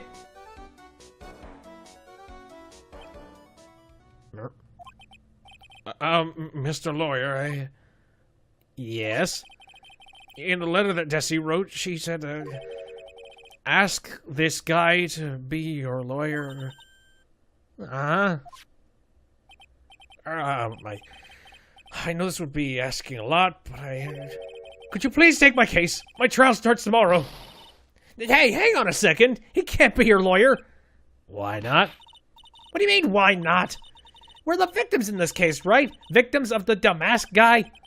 Well, yeah, but according to Desiree, he didn't do it. She said, poor man, he's deluded himself into thinking he did. Right, Mr. Nick? Come on! She could be lying to protect her husband. Well, that's true. Actually, no, actually, it's I have to say. Oh, no, it's spreading. Oh, please, I'll give you the treasure of your choice in return. What should I do? Yep. Well, Mr. Delight, I've decided to give it a try. I'll defend you. Really? You will? Hey, what are you doing, Nick? He's a thief. You can't trust him. Well, he may be a thief, but I think there's more to this case than meets the eye. Mr. Nick, I was wrong about you. I shouldn't have trusted you. Pearls? I can't believe you defend this person after what he did to Mystic Maya. I'll never forgive you, ever. Oh, come on. Pearlie, wait! This is gonna be ugly. I'll go after her. Again, don't think this guy's criminal material. Sorry about that. I didn't mean to cause any trouble either. Well, you couldn't have known she'd react that way. I guess I might as well start investigating. Oh, Maya, where's Pearls? She said she's going back to the office. Go check in on her, would you? And what about you? Are you okay with me taking Mr. Delight's case? Yeah, I'm fine, Nick. I believe in you. Sniffle. I think I'm gonna cry. I know you have a lot of work to do. I really appreciate it. Okay, Nick. Let's get this show on the road. Right. I guess first things first, I'm going to go to the law offices. Come on. Let's have a talk. It's okay. Mr. Nick, welcome back. Oh, hey, Pearls. You're back too, I see. I went and bought us a strawberry cake. I'll go make some tea to go with it. Hey, Pearls. It looks like she feels really bad about what happened at the detention center. Mr. Nick, I was wrong about you. Why are you doing a flashback of something this long ago? I'll never forgive you, ever. Yeah. Mr. Maya, the tea's ready. Oh, thanks. Come on, Mr. Nick. Please, have some of this cake. Yeah, thanks. Pearls. Oh, hey, excuse me. I was in the middle of cleaning the toilet. Hey, it's okay. I just cleaned it this morning. Too late. This might be a good time for me to ask about her. Yeah. Very well. Why is she cleaning the toilet again? Seriously, what is wrong with this toilet? I first met Pearls a year ago. It was when that murder happened at Karain Village. I still remember what she said to me when we first met. You're Mr. Nick, right? You're Mystic Maya's special someone? Damn it. Hey, Maya, I've always thought it was because she was young, but what? Pearls. I think she's got the wrong idea about you and me. Huh? There's something you need to understand. What is it? It's kind of like a Karain Village custom, sort of. Oh, really? Let's talk about this first. Pearl seems to love you a lot. Well, it's because I'm her only cousin, and, well, because of the murder case last year. Pearlie's mother is, Oh, yeah. There. Wonder how she's doing. Probably trying to do cantations of terrible things. I remember now. Pearl's mother, Morgan Fay. She's serving a prison term in isolation right now. Again, mother of Pearl. That's why I laughed so hard when I figured that out before. So, you see, I'm the only family Pearlie has right now. But it's the same for me, too. Maya. My mother's gone, too. Talk about Maya's mother first. So your mother's still missing? Yeah, and no one has any idea where she is. Maya's mother, Misty Fay. Well, I think, is that the first time we're actually getting a picture of her frickin' mother? The current master of the Karain channeling technique. She disappeared 17 years ago after getting involved in a certain police case. But you're sure she's still alive, right? Yeah, I know she is. It's sort of a spirit medium thing. And if your mother doesn't come back, then what? Then according to the laws of the village, I'll become the next master. Mystic Maya, the master of the Karain technique. Sounds like a heavy responsibility. Yeah, but there's no one else with the blood of the Fey main family who's a spirit medium. Alright. Karain Village Custom. What the heck is that? There are hardly any men in Karain Village. Now that you mention it, I never actually saw any men there when I visited. I'm pretty sure I told you about it a long time ago. About how spiritual powers run very strong in the Fey family. Yeah, you did. And that's why you're undergoing training to be a spirit medium, right? Yeah, the thing is, only women can actually inherit the spiritual power. That's why the whole culture of Karain Village kind of revolves around its women. Well, that's understandable. Nothing wrong with that. Yeah, but because of that, there tends to be a lot of unsuccessful marriages. Oh? Well, men start to feel left out after a while, and then they just start leaving. Especially if the man has a daughter. Are you saying that Pearl's father... He's gone. He left the village when she was very young. Boy, that's tough. Yeah, and she grew up seeing nothing but unhappy marriages all around her. That's why she's so sensitive to things like that. Well, Nick, why don't we go out and start investigating? We're not going to learn anything just sitting around the office. Yeah, I know, but first I want to talk to Pearls. Mr. Nick, Yeah? I acted like a baby. Pearls? I doubted you, even though Mystic Maya trusted you completely. I guess I still have a lot of training to do. Mr. Nick, Yes? from the bottom of my heart, I apologize for what I said. Oh, it's okay. Well, I'm going out now for a little bit. Huh? Where are you going? I may be small, but I still have a lot of spirit channeling power, so I'm going to show you I can be useful too, by finding some evidence. Hey, wait! She sure runs fast. Nick, let's back off and give her some room, okay? Yeah. That's just a very free spirit, that one. I'm a little bit worried. Why are you just running off by yourself? Probably very dangerous. Okay. Alright. So now we've done that. I guess, we try and go back to the Atme Detective Agency. Nope. Alright. I'm gonna think. I suppose we just need to go back to the crime scene. Makes sense. October 12th, Lordly Taylor, Main Exhibition Hall. Maya! Oh, Miss Andrews.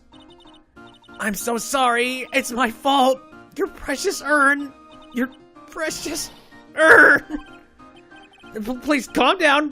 What's wrong? It never ends. Everything I touch ends in failure. Maya, I'm sorry. I'll do anything to make it up to you. No, it's okay. I know I don't look it, but I'm good with my hands. I can make another urn. Hold on, just wait. Okay, breathe, calm down, and talk to us. Forgive me. Forgive me. Let's have some chats, huh? Damask's calling card. So when did you get the calling card for Mask Damask? Oh, let's see. Exactly 10 days ago. I was gonna show it to the police, but that detective stopped me. So you asked Detective Atme to help with security? Yes. In fact, it was about 20 days ago that I hired him.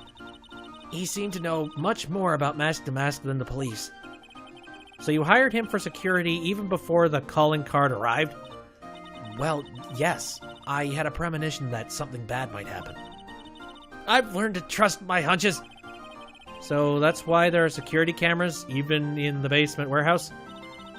Yes, Lordly Taylor is very serious about their security measures.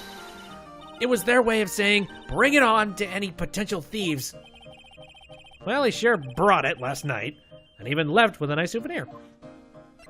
Alright, security. Can you tell us a bit about the security for the treasure exhibit? It was all my fault.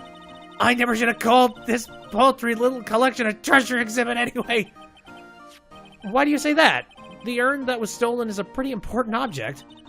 Maybe, but its actual value after appraisal was, well, practically zero.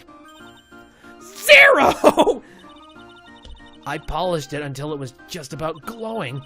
I thought maybe I could make it look more valuable. But that urn contains the soul of Mystic Amy. Anyway, I left all the security arrangements to Detective Atme. But 5 days ago, I began receiving all sorts of other exhibit items from Kirain. Lots of people started going in and out of the warehouse down there. So maybe one of them was actually masked a mask in disguise?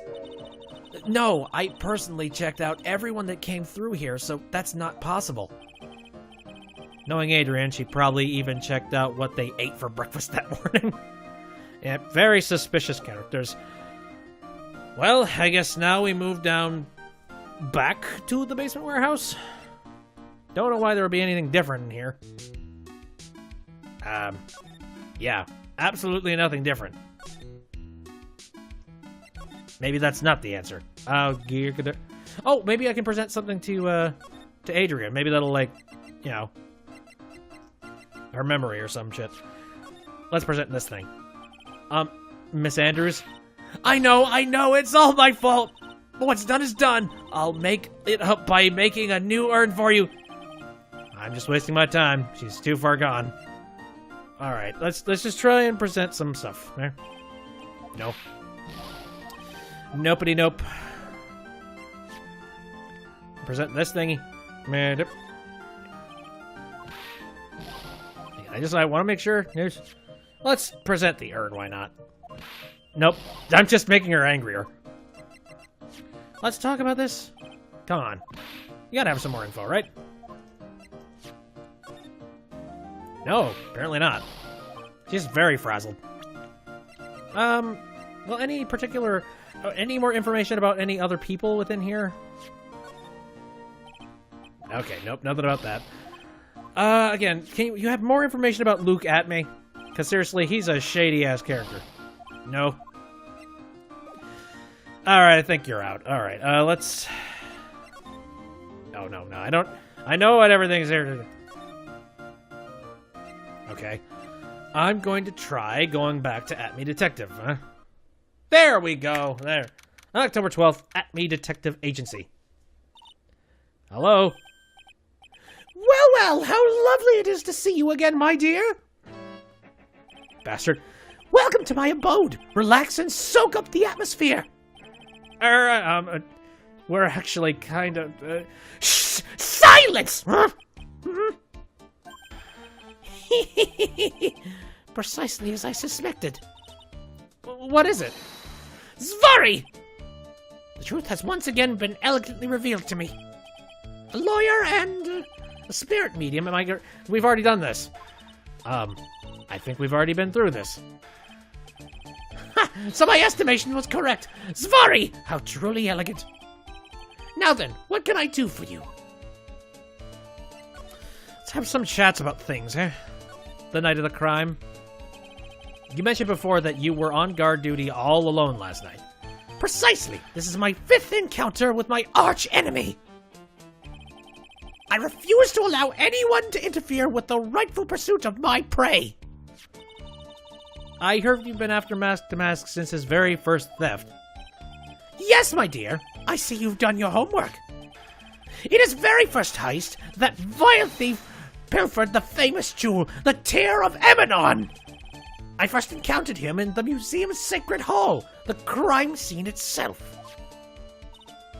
So that's why you were hired as security for the treasure exhibit. I'm pretty sure he said that Adrian Andrews hired him. Yes! I borrowed some equipment from Lordly Taylor and set the perfect trap. You must mean the security camera? But I thought you were watching the area yourself too. So how did Mask to Mask manage to steal the urn? That's the million-dollar question. What is Damask's modus operandi? The sacred urn, let's talk about that thing. Mr. Atme, did you know about the sacred urn? I'm interested in only one thing, my dear, and that is Mask to Mask. Sacred urn? Pfft, that has nothing to do with this case. But wasn't that what Mask to Mask stole this time? I am a hunter, sir. The urn was nothing more than a lure to catch my prey. Do yourselves remember the shape of the individual peanuts you throw to pigeons? I don't throw peanuts to pigeons. I don't think I like this guy's attitude, Dick. Well, anyway, it looks like he doesn't know about the urn. Alright. Motive. There's something that's kind of bothering me. Please, my dear, ask me anything you like. After all, we are all but seekers, wanderers alone in the dark. Well, I was wondering how Mask to Mask managed to steal the urn. I mean, isn't it strange that you don't seem to know? Yeah, now that you mention it, it is strange. After all, you were on guard that night at the scene of the crime. Unless you were sound asleep, you should have at least seen Mask to Mask. Ha! Knew it. What the? It's a Cyclock! Cyclock? Uh-oh. We have Cyclock prompt here. Hey, Nick, what is this Cyclock thing? You don't even know about this? Well, your magnetama lets me see when people are keeping secrets. By breaking their mental locks, I can find out what those secrets are. What? This magnetama has that kind of power? Maya, you're the one who gave me the magnetama last year. Well, it's true that this magnetama is a prized Fae family heirloom, but Pearly was the one that actually imbued it with spiritual powers, right? That's why I don't really know much about what it can do. This is the woman that's going to take over the Kirain channeling school someday. So how do you do it? How do you break the Cyclock thing? Well, you present the magnetama to the person with secret. Cool! I can't wait to see this in action. Come on, try it out. Oh boy. I think a future's master still needs to learn how to be patient. Right. But before I do that, here, for the sake of making sure that things are saved. Okay. Alright, we're ready. I don't know if I have the evidence necessary to do this. Hopefully with this first Cyclock, they're going to be nice, and I just have the evidence on me. Take that! We'll see. We'll take a look at what the question is we need to answer. Detective Atme, you were standing guard at the scene of the crime. There's no way you didn't see Mask to Mask commit the crime. Well now, I can hardly see why you're so positive about that. Yes, indeed, I was guarding the warehouse. That much is true. But I can tell you for certain that not a single person passed through that door. I'm not sure why, but this Atme guy is lying through his teeth. I know. I'll show him some proof. Detective Atme, I have here proof that someone went through that door that night. Well, what would be the proof of that? Oh, well, hold on a second. Warehouse camera went off once at around 1 a.m. on the night of the crime. And that camera is faced directly at the door. So somebody went through that goddamn door through this.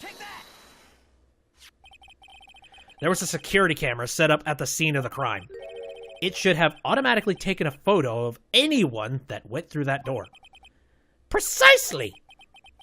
I hope you don't mind, but we've already gotten our hands on the camera data. As you can see, the camera went off exactly once last night. What? But my monocle didn't catch anyone in its flash. It must be some kind of computer malfunction. It must be. Maybe it was your monocle that malfunctioned. What? Are you saying that I didn't do my duty properly? Detective Atme, you must have seen the thief last night. The question is, why are you trying to hide it? If he's hiding it, there must be some reason. Some reason that he desperately wants to keep hidden. And I've got just the piece of evidence that should prove it. Okay, let's suppose you didn't manage to see Mask to Mask. In that case, the reason you didn't at the time was because you were...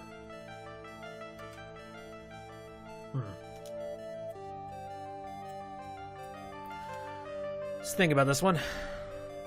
Fast asleep. Unconscious.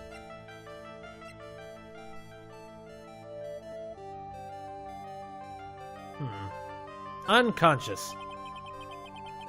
I'm afraid that making a guess is not enough. Time to put your money where your mouth is. Show me your evidence! Yep. Detective Atme. You were knocked unconscious by the thief, weren't you? Surely you must be joking. You think that I, Luke Atme, could be knocked unconscious so easily? This sword proves it. That's... Before the theft, this sword was in the hands of the statue of Amy Faye. Furthermore, at the time, it was not bent. There's only one explanation. You were struck on the head and knocked unconscious by this sword. Well, detective, how about it? I'm impressed. You truly are an ace attorney. Thank you, sir. That was a pretty easy psych lock. Didn't take much. Alright, give me some information about this, you bastard. I can't deny that there may be a small hint of truth in what you say. So, you were knocked out when the thief first clobbered you? Clobber? What an ugly way of saying it, but I suppose you could put it that way. The coward struck at the precise moment that I turned to look at the computer. So you never noticed that the thief had entered the warehouse? No, the coward must have wormed his way in through somewhere besides the door. Perhaps the air ducts or the sewer pipes. Then my arch nemesis struck me on the head from behind with this gruesome item here. Ouch! Mr. Atme should have his poor head examined. You can say that again. How could he have underestimated the thief that badly? Very well. Well, looks like we got one thing cleared up anyway. Huh? What? That Atme is the greatest ace detective in the world? No, that he never actually saw the thief. Oh, that's right. So the thief may not even be masked to mask. Just one moment, Sir Lawyer! The thief was unquestionably masked to mask. But you never actually saw him. Perhaps so. But I installed a security camera for just such a contingency. Oh. Last night, the camera went off exactly once. Behold! This is a photo of the dastardly thief taken by the security camera. Ta-da! That's him! Mask to mask! Yep. Here. Well, I need a drink because I have that voice. For some reason, I do so many voices on this stream, like specifically the Ace Attorney streams that just shred it. And I have no idea why. What is my compulsion to just do throat-destroying voices during this stream? I don't know. The thief can be none other than the arch-criminal Mask to Mask. After all, he has a very good reason for committing such a brazen crime. Yeah. What are you talking about? His reasoning? So, what did you mean by he had a very good reason? Exactly that! Mr. D. Light had a very good reason to dress up and commit those crimes. There should be a green envelope somewhere in his room. You'll need to go and investigate. But how would you know about that? That's a good question. I was going to say that. It's been like, how do you know this shit? Have you forgotten? You're speaking to the finest ace detective ever to walk on the face of the earth. The most brilliant mind since, well, ever. Luke Atme! Well, I guess we better go take a look, just in case. Yep. Alright, fine. We're off. Green envelope, huh? Check a look through here. Oh yeah, there it is. That thing. Hey, Nick, Remember what Detective Atme said?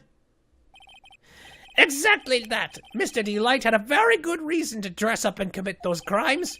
There should be a green envelope somewhere in his room. You'll need to go and investigate. A green envelope, huh? Looks like this is it. Okay, let's have a look. If you don't want your true identity revealed to the world, come to KB Security at 1 o'clock a.m. on October 12th and bring $50,000. $50,000? This is a blackmail letter. It sure looks like a major clue, all right. Someone was trying to blackmail him. All right. I mean, we've established that, yeah, there's no goddamn way he's actually it. I feel like somebody was taking advantage of the fact that he was so deluded in the head and told him, like, hey, we know your secret identity. Come on down here. And maybe at that point, they probably got him to go down there. How the hell? I guess he's real rich, so he would have $50,000 to spend, that's for sure. Ding dong. Oh, someone at the door. I'll be right back. Won't take but a second, I promise. Oh, thank you for coming. That's so nice of you. When I see a damsel in distress, I can't help myself. Who is this? Please, come on in. I'll make some coffee. Really? Okay, I guess I'll make myself at home, pretty lady. Who are you? Wait a minute. I know that voice. Do we know that voice? Oh, Nicky boy, I'm so sorry, but I've got another guest. You're... Larry! Nick, it's you! And Maya, too! Oh, what a fluke! Larry! Long time no see! What, you know each other? Nicky boy! Okay, I need to... Alright, a Brooklyn accent. Yeah, Brooklyn. That's kind of what I always give. Nick, you know this girl have... something going on. Something, if you mean it. I underestimated you, Nick. A gorgeous lady like this. And married, too? Way to go, dude. I knew it. Just when things can't get any worse, it's time to cue in the Butts. Larry Butts. Ever since grade school, he's been not exactly a close friend, but yeah, we know each other. Hey, man, that wasn't nice. I was your very first client. We've got quite the storied history, he and I. And what we used to say still rings true. When something smells, it's usually the Butts. Hey, come on now. You're embarrassing me. And in front of this pretty little thing here. So you two are old childhood friends, I see? Oh, that's so sweet. You two go ahead and catch up on old times. I'm gonna go check on my bike. Oh, then. I was wondering. I knew eventually he would be coming back. I just didn't know when or where. Nice girl, that, Essie. So, how you been, Nick? Too busy, if you really want to know. Right? Now let's catch up. See what you're up to. So, what have you been up to this whole time? It's been 2 years since I heard from you. And what's with those clothes? You look, well, weird. Hey, man, that's uncalled for. This is my uniform from my part-time job. But I can't believe it's been 2 years. They say time flies when you're having fun.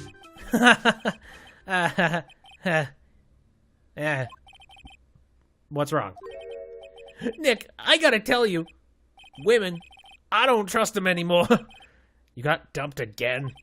Well, you know better. I followed her all the way to Japan 2 years ago. That's where I met the famous Caddy Tom, and my whole life changed. Benifer? Katie, Tom? I never heard of either of them. Anyway, dude, Caddy Tom chose Hollywood over me. Can you believe it? Well, actually. Anyway, sounds like you had quite the adventure. Women! They're so... Ugh.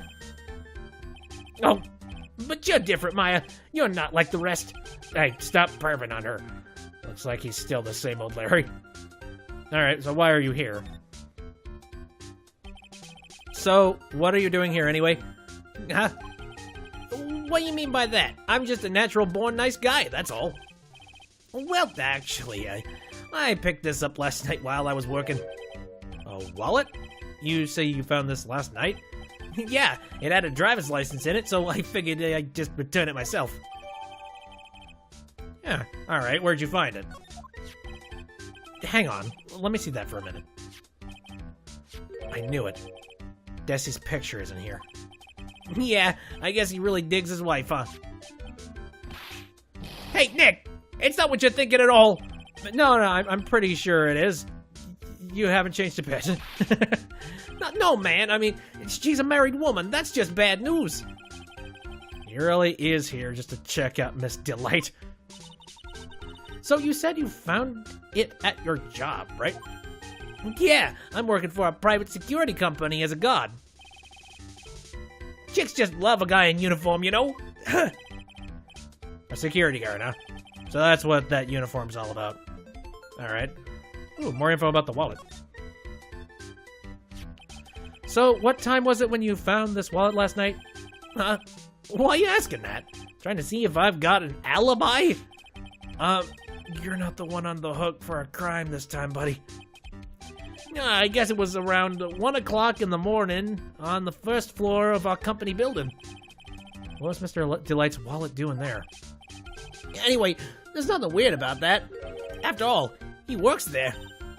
He works there? You mean Mr. Delight? Sure, here, take a look at this. It's right there in his wallet. What's this card? It's a key card for the security company. See? It's got a serial number on it right there. There's no mistake about it. You said you're working part-time at a security company, right? That's right. Why are you making that scary face? Security company, huh? Something's not quite secure about Larry working there. I need to find out as much as I can about this key card. Interesting. So Larry... Yeah. Can you tell me a little bit more about this key card? So you're sure about this key card? Yep, that's the key card we use at the building I work in. According to the serial number, this one is for the CEO's office. You need it to get into that room, and every time you use that card, it leaves a record. It leaves a record? Yeah, it tells you exactly who entered the room and when. Larry, I need that data. Whoa, slow down, man. Sorry, but that data is off limits to outsiders. If I lost this job, I'd never have a chance with Desi. It's times like these when I wish lawyers weren't so powerless. Alright, there's some info. Have any more info about the stuff we found here? You didn't touch anything in his wallet, did you? Hey, man, be serious. You know what I was interested in?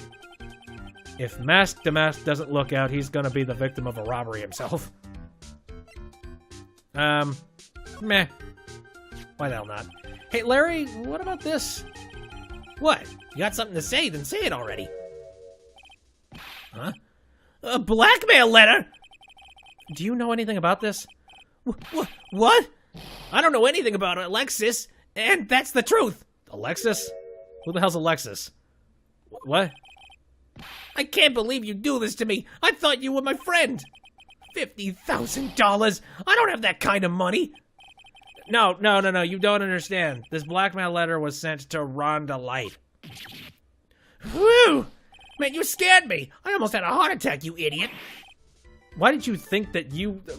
I handed you a blackmail letter and you're instantly just like, oh God, defense. Wait, I'm the idiot? Man, I was totally confused because it said KB Security right on the envelope. Yeah, so what? That's where I've got a part-time job, at KB Security. What? Yep. Sounds like I should really find out some more about this KB Security company. Alright, I think I could probably ask him about that now. Can I actually look at this? Oh yeah, I can check that. You know anything about this? What about this? Listen, I'm a security guard, but I'm not here to sell you juicy bits of info and chew the fat, man. Funny, you had no qualms about selling samurai dogs just 2 years ago. Meh. I don't think any of this would be relevant to him at this point. I don't know. Maybe. Right. I think there's probably something new that opened up. Yep. More information about KB Security, please. KB Security, the company in the blackmail letter. You know about it? That's where I work, yeah. In fact, I'm on the job right now. Huh? So, what are you doing here then? Well, the boss is away right now, and you know what mice do when the cat's away. Yes, yes. Anyway, how far is this company? How far away is this company? Well, let me see. About 30 minutes by car, I guess. Well, if you fly down the road anyway. Well, this apartment building is pretty close to Lordly Taylor, right? And it would take roughly an hour to go from here to KB Security and back. If Rhonda Light was at KB Security when the robbery occurred, then... Whoa! Then he couldn't have stolen the secret urn! Okay. Here comes the bad news. Hey, Nick, your phone. Hello? Is this the right residence? What? No, Pearls, where are you? I thought I'd go to Lordly Taylor to try to find some more clues, but I'm afraid I got lost. What? Give me that phone, Nick! Pearly, where are you right now? I was walking along and I found myself in front of that person's office. That person... Who? That person who doesn't act his age and always says Vari when he's excited. Luke Ethme, Ace Detective. Okay, stay right there. We're coming to get you. All right, I'm a little scared. Meh. This is one of those moments where you don't get off the phone with somebody like that. No, stay on the line, get in the car, or at least have some, that somebody, I'm not saying don't drive and use your phone or anything. Maybe Maya can hold on to it. Come to think of it, does Phoenix have a car? Now that I think of it, can he even drive? Or does he just take the bus or something? All right, let's go, Maya. Wait a second, Nick. What? That phone call just now sounded like a real cutie. Yes, and underaged. Another one of your special friends. Say goodbye to Mr. Light for me, would you, Larry? Nope. Order out. Again, hopefully Pearl is okay. There you go. Mr. Nick, Mystic Maya, Pearly. I never thought I'd see the two of you again. Wow. Cool. So, is Mr. Ace Detective out of the office? Yes, when I arrived here, there wasn't a single soul in sight. Say, Nick, doesn't it look like something's changed since we were here last? Oh, nice hit. Now that you mention it. There appears to be a little suitcase here. This bag, I'm sure it wasn't here before. It looks quite full. I wonder what could be in here. Hey, Nick, come on, open it up. Why? It's just a random bag. Why open it up? Wait a minute, we can't just open his private property. Don't be such a fuddy-duddy. This is an important investigation. That's true. And truth be told, I have to admit I am kind of curious. Well, what's in there? Hang on a second, I'm taking it out now. Whatever it is, it feels kind of hard and smooth. Oh, shit. Well, hello there! He's here! What are you doing, Sir Lawyer? I'm shocked to see a servant of the court ignoring the law so frequently. I'm really sorry. Maya made me do it. Nick, I can't believe you.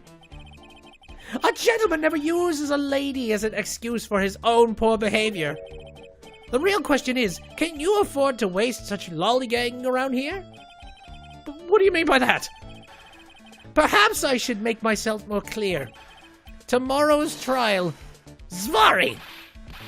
Shall we say the figurative, Sir William will be dropping his panties before lunchtime? What the hell is happening? Wow, Nick, sounds like it's gonna be really exciting. Guess I'll talk with you now. What's going to happen at at the trial tomorrow that's so drastic. Do you know what your biggest mistake so far has been, Sir Lawyer? It was becoming a lawyer in the first place.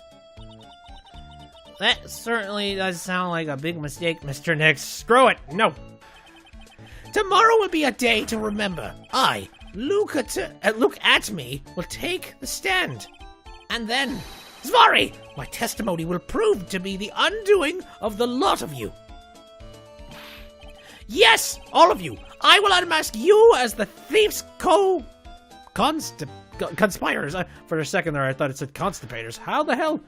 I suppose we've been dealing with the toilet overflowing constantly. Conspirators. You're quick on the defensive, I see. However, it is not I that is your greatest enemy. There is a far more dangerous threat that you will face during the trial. What are you talking about? Sir Lawyer, if you truly are who you say, I'm sure you've heard of him. His name is Godot. Oh boy. I'm trying to remember. I think Godot. I've heard the name. I don't remember. Godot? Yeah, let's ask. Who is this Godot person? It's not surprising that a spirit medium has not heard the name. Godot, the prosecutor whose equal cannot be matched in this country, but in heaven. Godot, a legend or myth. Men put a lifetime of hopes on the chance to simply meet him. Prosecutor Godot? But the best prosecutor in the country isn't Godot, it's Mr. Edgeworth. Isn't that right, Nick? It's no surprise that a spirit medium such as yourself would know nothing of this. But ace prosecutor Miles Edgeworth is currently traveling abroad. Huh? In fact, it was Mr. Edgeworth who acknowledged Godot as the best in this country. And you agree with that? Most certainly. In fact, you could call him the look at me of the prosecutor's office. You are she's a self-absorbed asshat. Well, that's good to hear. The prosecution has a fighting chance tomorrow. Mr. Nick, is this Godot really that strong? I seem to remember hearing about someone like that. Not surprising. Some people spend their entire lives idly waiting for his appearance. Alright, Damask's identity. You have taken a step down the path of foolishness. Meow. To try to defend a career criminal who deserves nothing less than the death penalty. Hey! Last time I checked, no one knows for sure that Mr. Delight really is Damask. My dear lady. Times may change, but people, sadly, do not. Well, you will understand this when you are more mature. It looks like we're done investigating for the day. So, lawyer, the stage has been set, and all the pieces are finally in place. All that remains now is for the dance to begin. A new prosecutor, an ace detective, and a thief. This will be one tough trial. We'll see. We'll piece it together. We'll put as many pieces together as we possibly can. Saves. Alright. October 13th, 9:36 a.m. District Court Defendant Lobby number 4. Hey, Nick! What is it? Is something wrong? Nah, but you see all the people here? It's crazy. Oh, so check out the Mask to Mask Glossy I bought. You bought a Glossy? Seriously? You bought this? Where? From the little tents in front of the courthouse. They have all sorts of things for sale. You know, I'm a sucker for this kind of stuff. God damn it. Come on. Come on, I'm guilty. Throw the book at me. Who's screaming like that? No, Mr. Wright, you made it. Yeah, I did. But it doesn't look like things are going to get any less ugly for you. Because I did it! I'm the criminal! Me! He's at it again. I sent the calling card to Lord Taylor. I admit it! But you don't have the sacred urn, right? Well, that's true, but that doesn't mean that I didn't commit the crime. Normally when I say, of course you didn't, I'm being sarcastic, but you? Yikes! Anyway, I admit that I'm guilty. So make sure they give me a guilty verdict, please! Oh, there you are, Ronnie. Bonjour, sweetie. Yeah, exactly. I would definitely give you a French accent if I could. I'm sorry. Oh, Desi, honey, bonjour. Well, actually, I don't really know why I should be speaking French to you at a time like this. God damn. Leave it all to me, Ronnie. I swear I'll protect you. You see, actually, the thief is me a character. Can I tell you something, Nicky boy? I can guarantee that my Ronnie is innocent. If he's declared guilty, I'll be ever so cross with you. So why are you smiling when you say it? Well, if you'll excuse me, I've got some errands I need to take care of. I'm counting on you, Nicky boy. Good luck. Oh boy. To be honest, I really don't know whether Ron is mask to mask or not. But there's only one thing I am sure of. He doesn't have the sacred urn right now. Mr. Delight, it's time for you to enter the courtroom. For the time being, I guess I'll have to trust Desiree.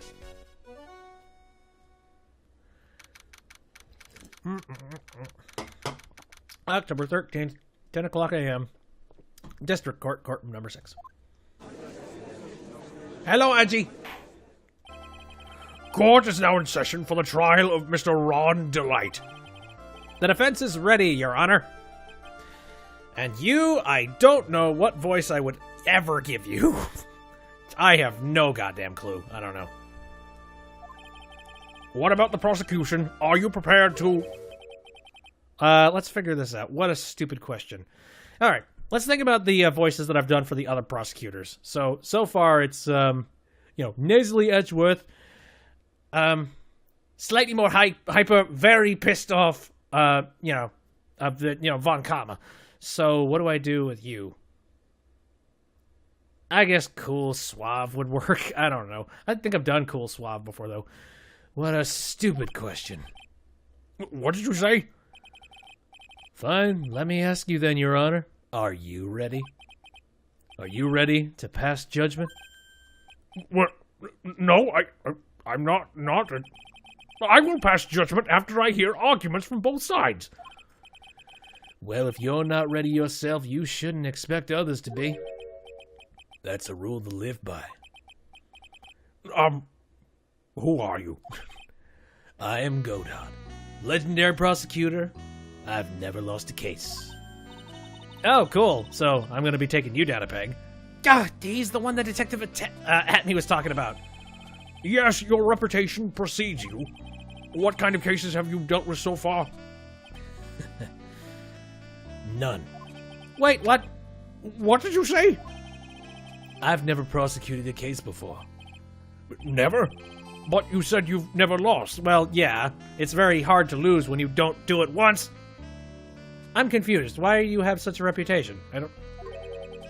Exactly. I've never lost. I've never won before either. Quite arrogant for a beginner, aren't you? Even the mightiest of redwoods begin their lives as mere saplings. Yes, but a mask in a court of law? Don't you know anything? No matter the man, we all wear masks. Either on our faces or over our hearts. Or he's stolen mine. This guy's the real deal, all right, Nick. Why does it seem like all prosecutors are the real deal? So we finally meet, Mr. Phoenix Trite. Gear. Nick, is he a friend of yours? No, I don't have any friends that call me Trite.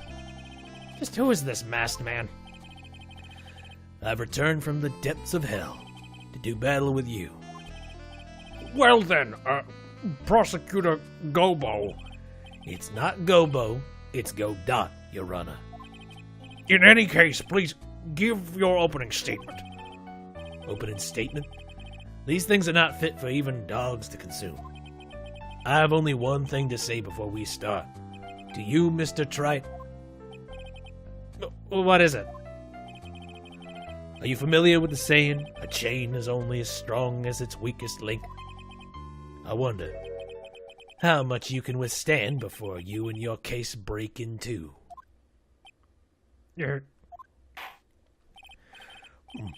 Well then, let's hear from the first witness. Hello, Gumshoe. My name is... No one has asked for your name, witness. You're... The important thing is what you know, that's all. Start talking, we're listening. Yes, sir. All right, witness first, let's hear about what you know about the thief and that stole this earth. Yes, sir. The mask crimes. So many raspy voices. I ain't gonna hold out. The Mask is a master thief that first started his crime spree 6 months ago. He's so confident that he sends his calling card before he even commits the crime. This was his 5th heist, and as usual, he sent a card on to Lordly Taylor. His pattern is to always go after only the most precious art pieces. That's why we are sure it was the Mask, that it fits his MO to a T. So then the actual identity of this masked mask is... Mr. Godot, what are you... What? Coffee. Best part of waking up is Godot in your cup. We're in the middle of a trial here, Mr. Godot. Blacker than the moonless night, hotter and more bitter than hell itself. That is coffee. I'm sure you can grant me at least this much, Your Honor. Oh, please proceed. Very well. It's only coffee after all. What? You can't be letting him slide this early in the trial. Proceed with your cross-examination, Mr. Wright. Well, Nick, what are you gonna do? As long as they haven't brought up Mr. Delight's identity, all we can do is show that it wasn't Mask who stole the urn. I get the feeling it was Mask, that's the thing. The Mask is a master thief that first started his crime spree 6 months ago. Have you been involved in the investigation from the beginning? Yup. Nobody knows more about the thief than me, pal. It's true. I'm a Zvari, author on thieves. An author? You written books about the thieves? I think he probably meant to say authority. The fact that this guy can slip through even my fingers shows how good he is, pal. It's easy when those fingers happen to be butterfingers. So nobody knows more about the thief than you, huh? You got it, pal. Except maybe for the thief's mom, that is. But isn't there someone who knows even more about him than the police? You don't mean Detective Zvari, do you? Who is this person, Zvari? He sounds German. His name is Luke Atme, sir. I guess I shouldn't have made up such a silly name for him. What the heck? I guess he's not all that famous after all. Anyway, it's true that he did manage to retrieve the last item the thief stole. Oh, I see. It seems you're not the expert you claim to be. It looks like the thief is toying with me even now. He's so confident that he sends his calling card before he even commits the crime. Have you seen all of these so-called calling cards? Of course I have. Except the person in charge of the treasure exhibit never brought their card to the police. So I didn't see this one until after the crime occurred. That's because Detective Atme stopped Miss Andrews from taking it to the police. Was the calling card that Lordly Taylor received authentic? Well, all the cards have one common identifying feature, but we're not releasing that information to the general public. But you're absolutely certain that this card is real? Gumshoe can't say it out loud, but I bet he's talking about Mask Damask's emblem. This was his 5th heist, and as usual, he sent the card on to Lordly Taylor. Remember? His 5th heist. And your 5th screw-up, huh? God damn. Objection, pal! That ain't fair. Maybe you could say I screwed up 4 times. But this is the last time. But this last time wasn't my fault. I didn't know about the calling card this time. You of all people shouldn't be chuckling about this, Detective Gumshoe. I just want everyone here in the courtroom to know something. If you ever get a calling card from this guy, don't call some stupid private eye. Call your local police right away. Got me? Wow, it looks like he's really got it in for Detective Atme. His pattern is to always go after only the most precious art pieces. Yeah. Art pieces? Like what, for example? Well, his first target was the famous Tear of Emanon. What's that? Some kind of especially salty teardrop? No, sir. It's a blue diamond. A single rare diamond. Next was the Crown of Bongora. You know, the thing you put on your head. After that was the Left Hand of Hades, and then the Portrait of Magina. Detective Atme retrieved the Portrait of Magina and returned it to the museum. And the target of his 5th and last robbery was the Sacred Urn, right? But isn't it difficult for him to dispose of such famous art pieces? Well, we assume he must have some underworld connections. Somehow Mr. Delight doesn't look the type.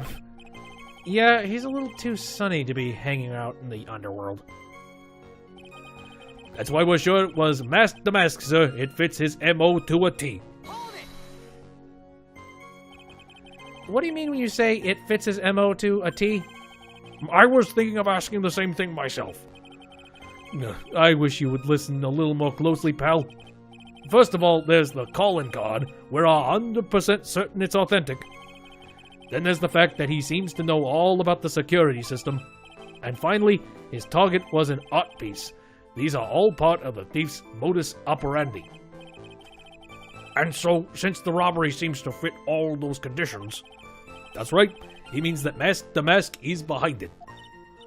Nick, it definitely looks like it was Mask Damask who stole the urn. But there's no real evidence either way as to whether Ron Delight is Mask Damask. But... Also, the urn hasn't turned up yet, let alone in condition to Mr. Delight himself. So even though we know it was Mask Damask that did it, maybe for the time being I should try to show it wasn't Mask Damask that did it. Alright. How can I do this? Gotta be a specific thing we can, object to here. Okay, what's the most factual statement here? Master first started his crime spree 6 months ago. He's so confident that he sends his calling card before he even commits the crime. This was his 5th heist, and as usual, he sent a card onto Lordly Taylor. His pattern is to always go after only the most precious art pieces. I think this would probably be it. Yeah. Because we can show the Sacred Urn and be like, this thing has got, like, no goddamn value. Objection! Can I ask you a little something, Detective Gumshoe? Just hearing the little in that question is making me nervous. You said that he always goes after the most precious art pieces, right? That's right, pal. But there's one problem. That's not what he did in this case. The supposedly priceless urn doesn't exactly rise to the level of precious art. What do you mean? Nick, how could you say such a terrible thing? No, I mean from a financial point of view, I mean. It wouldn't fetch a good price. Well, Prosecutor Godot, what is the value of that urn? The appraisers I spoke to said they couldn't attach a price to it. And I mean that in the worst sense. So in other words, it was not the kind of item that Mask Damask would normally go after.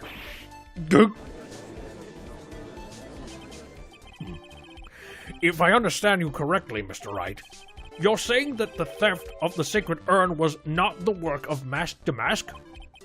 Yes, that's what I'm saying. Actually, all I did was point out the contradiction the argument made itself, but... Well, First of all, we need to get this issue cleared up. Was the last robbery the work of Mask to Mask or not? What you do have to say... Wait, what do you have to say about this, Mr. Godot? 100% Colombian. This coffee here, it's my own special blend. I call it Godot 107. I'm trying to decide whether to cut down on the acidity or bitterness. That's the only thing I got on my mind right now, Mr. Wright. What? If you're really a man, you should clear up your own mess. Clean up your mess. Goddamn. Sorry, but I don't get what you mean. If you're saying it wasn't Mask to Mask that sold this urn, then it must be someone imitating Mask to Mask's method of fake. A fake Damask? Fake Damask? That sounds so ridiculous. But I like it. Now, before I decide on my coffee, I prefer some proof as an... I believe... Son of a bitch, what is wrong with your lines? For some reason, I'm tripping over all of them. I believe some proof is in order, Mr. Trite. Proof that the person who appeared at Lordly Taylor that night was actually a fake.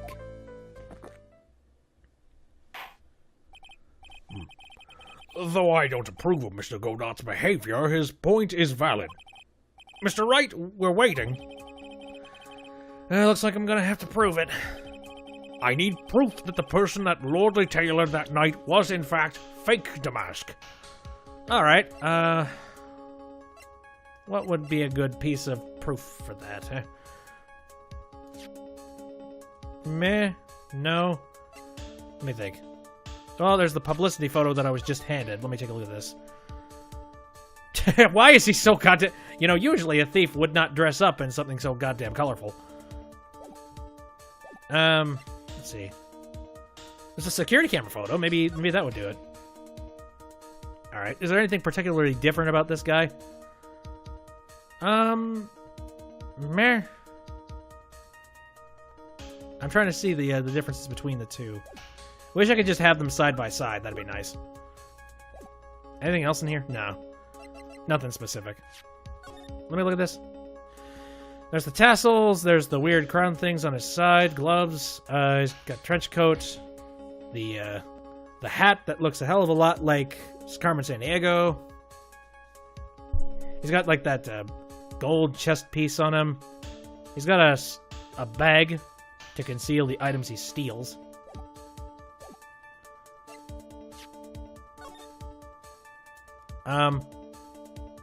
Hey. Actually, yeah. His costume is completely different from the photo. Look at that. Like, he doesn't have the starring looking thing on his chest. Ah, interesting. I think that might be it. Proof that the person at Lordly Taylor that night was in fact a fake. I would say the security camera photo. The proof is right here. This looks like a photo taken by a security camera. But if you look closely, you'll notice something peculiar about it. Well then, why don't you go ahead and show us what it is? Go on. Use this pointer and show us just what about the son of a bitch. What about this picture is so peculiar? Well, yeah, the costume. Like, he's sort of missing base parts of it. Like, especially the, here, this bit. It's right here, of course. You mean Mask to Mask? I have here a piece of reference I would like the court to take a look at. Isn't that the publicity photo I Bought this morning? The problem I have with the security camera photo is the brooch on Damask's chest. A breach? Here, bailiff, get my steed. We need to retreat at once. A brooch, Your Honor. It's a sort of clasp for holding on to, on one's cape under.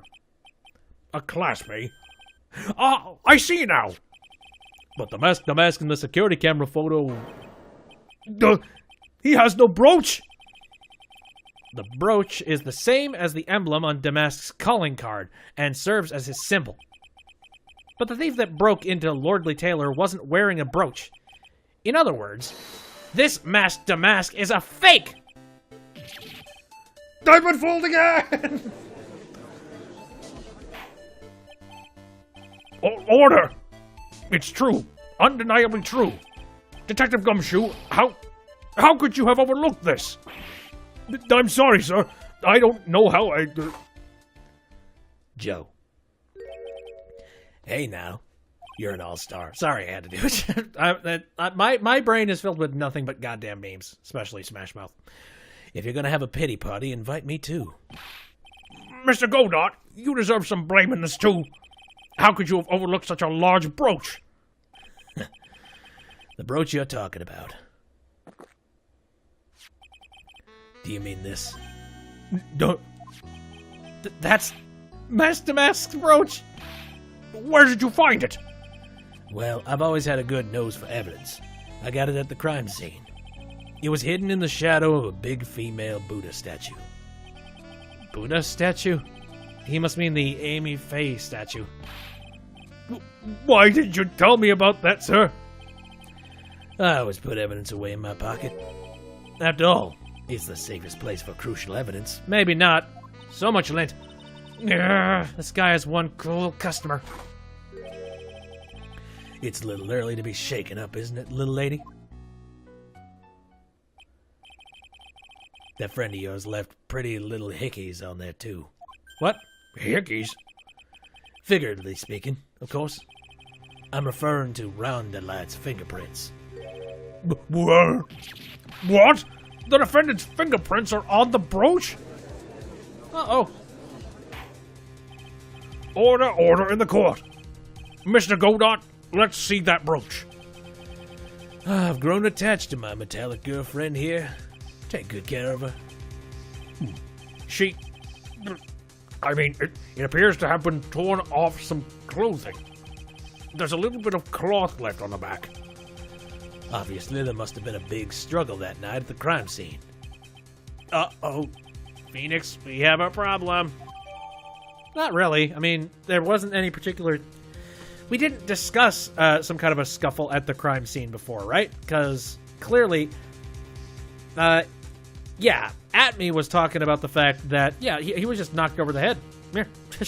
He has absolutely no idea about that. So, there's a ton of contradictions, I'm sure. Let's just cross our fingers that we lay them out right. You messed with Godot, and you get burned. He's been playing me like a violin. Well, Judge, I'm about ready to call my next witness. You're done with me? I haven't proved anything yet. You've proven your own incompetence. That's good enough. That doesn't sound good at all. Bailiff, bring the next witness into the courtroom. Finally, time for the ace detective to make his appearance, huh? Yeah, that should suck. Hey, bud. You guilty bastard. 1 second is one drip off the coffee pot. Let's hurry it up. Shh! Silence! Now I see. It's all becoming clear. What's clear?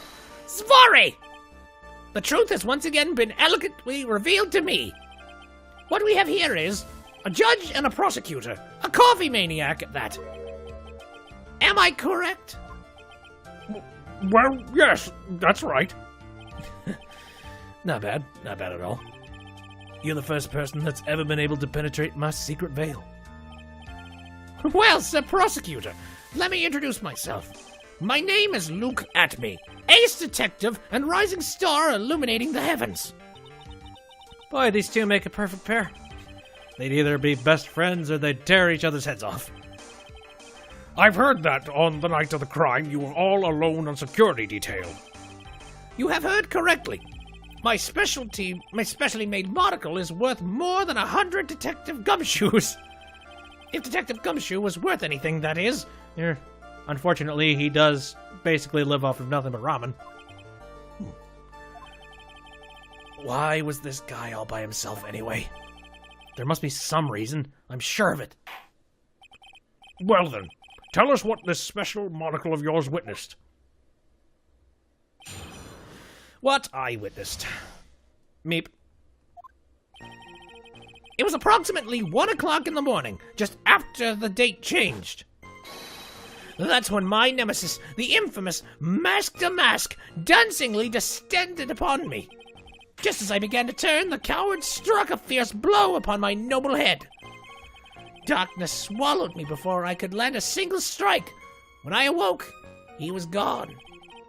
30 minutes later, I used an emergency phone to notify the police.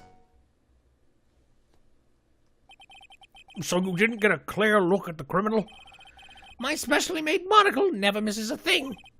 However, that is limited to things that fall within my own visual range. But of course, that's only natural. I fail to see why the witness seems so proud of his performance that evening. Well, sir, old-timer, let me explain. We are not speaking of an ordinary thief, but of the king of thieves, the great Mask, my arch-enemy. That is what my instincts and my years of experience tell me. Very well. Proceed with the cross-examination, Mr. Wright. This flamboyant bitch, what I witnessed. Let us go. It was approximately 1 o'clock in the morning, just after the date changed. So that would be 1 o'clock on the morning of the 12th, correct? That's an impressive deduction, sir lawyer. Not really. You were on security duty that night. What? Where exactly were you at the time? A penetrating question. I was in the basement warehouse, near the computer. Near the computer, huh? So then you weren't trying to remain hidden, I take it. Up to this point, I have tried to remain concealed while waiting for the thief. Yeah, he said the same thing yesterday, too. Gumshoe also said that they've never spotted the thief at the crime scene before. Precisely! That is precisely why I chose not to hide last night. I knew that by not concealing myself, I would be putting pressure on the thief. Looks like the thief was the one applying pressure on your pigeony head, that is. In any case, that's when my nemesis, the infamous Mask, dancingly descended upon me. Dancingly descended. From where exactly? Well, from the entrance, I suppose. Where else? So in actuality, he neither danced nor descended. Someone please save me. So how is it that you didn't notice the thief? My eyes were looking for the thief's shadow while my ears listened for the footfalls. But even so, the dastardly criminal managed to sneak up on me. It can only be due to his subtly camouflaged cape and soft-soled shoes. That's not subtle at all! Are you fucking serious? I hereby dub you Ace Dunce. Oh, come on. No, seriously. Judge. Have you seen his cape? He's flamboyant as hell. That makes no sense. Just as I began to turn, the coward struck a fierce blow upon my noble head. You didn't see the criminal's face when that happened? Well, that's the difficult part. Oh, how should I put it? I saw his mask. That's all I can recall. Jesus. I am, like, loosening everything in my throat. I apologize. That's not very solid as far as testimony goes. However, fortunately, I had my third monocle, the security camera, at the ready. It captured his image perfectly. This should be sufficient, I believe. Well, as long as this photo is authentic, I don't see a problem here. Well, Mr. Godot, do you have any problem with this photo?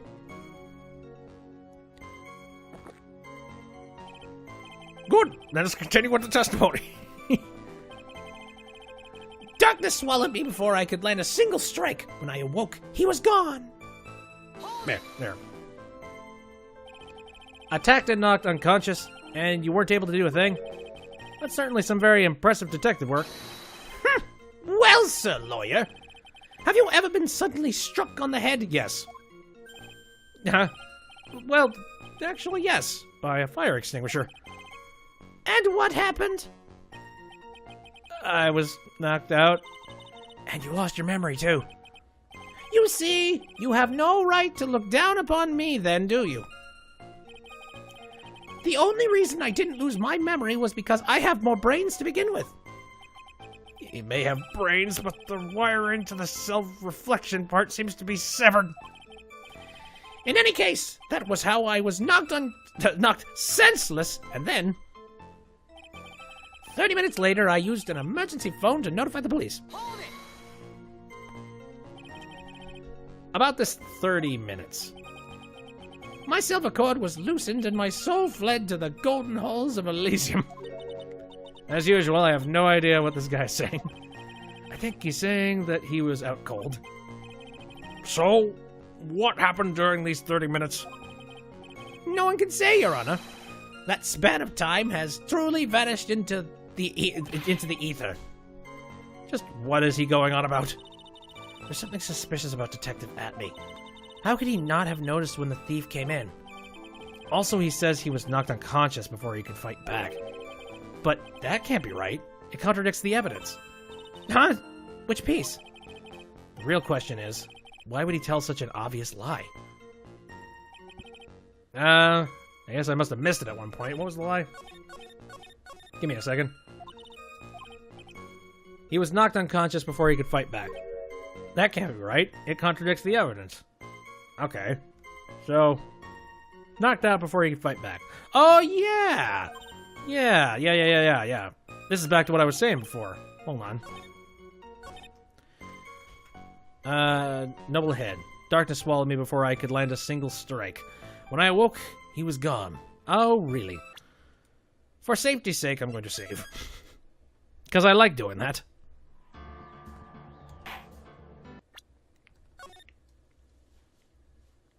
There we go. Alright, darkness swallowed me before I could land a single strike. Really? How do you explain this? Mr. Atme, could you take a look at this with that special monocle of yours? Aha! This belongs to the criminal mastermind, my arch nemesis, Mask to Mask. It is, in point of fact, Mask to Mask's brooch. It was found on the floor of the basement warehouse. I wonder how that happened. Ha! Elementary, my dear lawyer. Obviously, it wasn't glued on well enough. Not quite. It clearly shows signs of having been ripped off a piece of clothing. Ripped off. Aha! We can only deduce that the thief struggled with someone that night. That's the only thing I can think of. And there's only one person that was in a position to have a struggle with a thief. The only person that was on security duty that night. You, Detective Atme!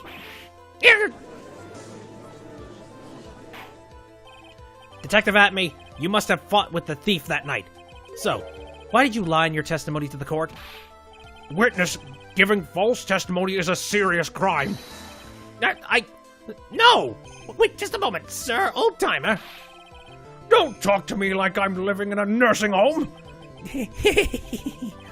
I just remembered, Your Honor. I was just confused because I've been dealing with so many cases lately here. The true measure of a man is in the amount of work he does. That's what I always say. Nick, you can only handle one case at a time, isn't that right? You talk too much. Witness, so are you now saying that you and the thief fought? Hold on. That's quite enough, Your Honor.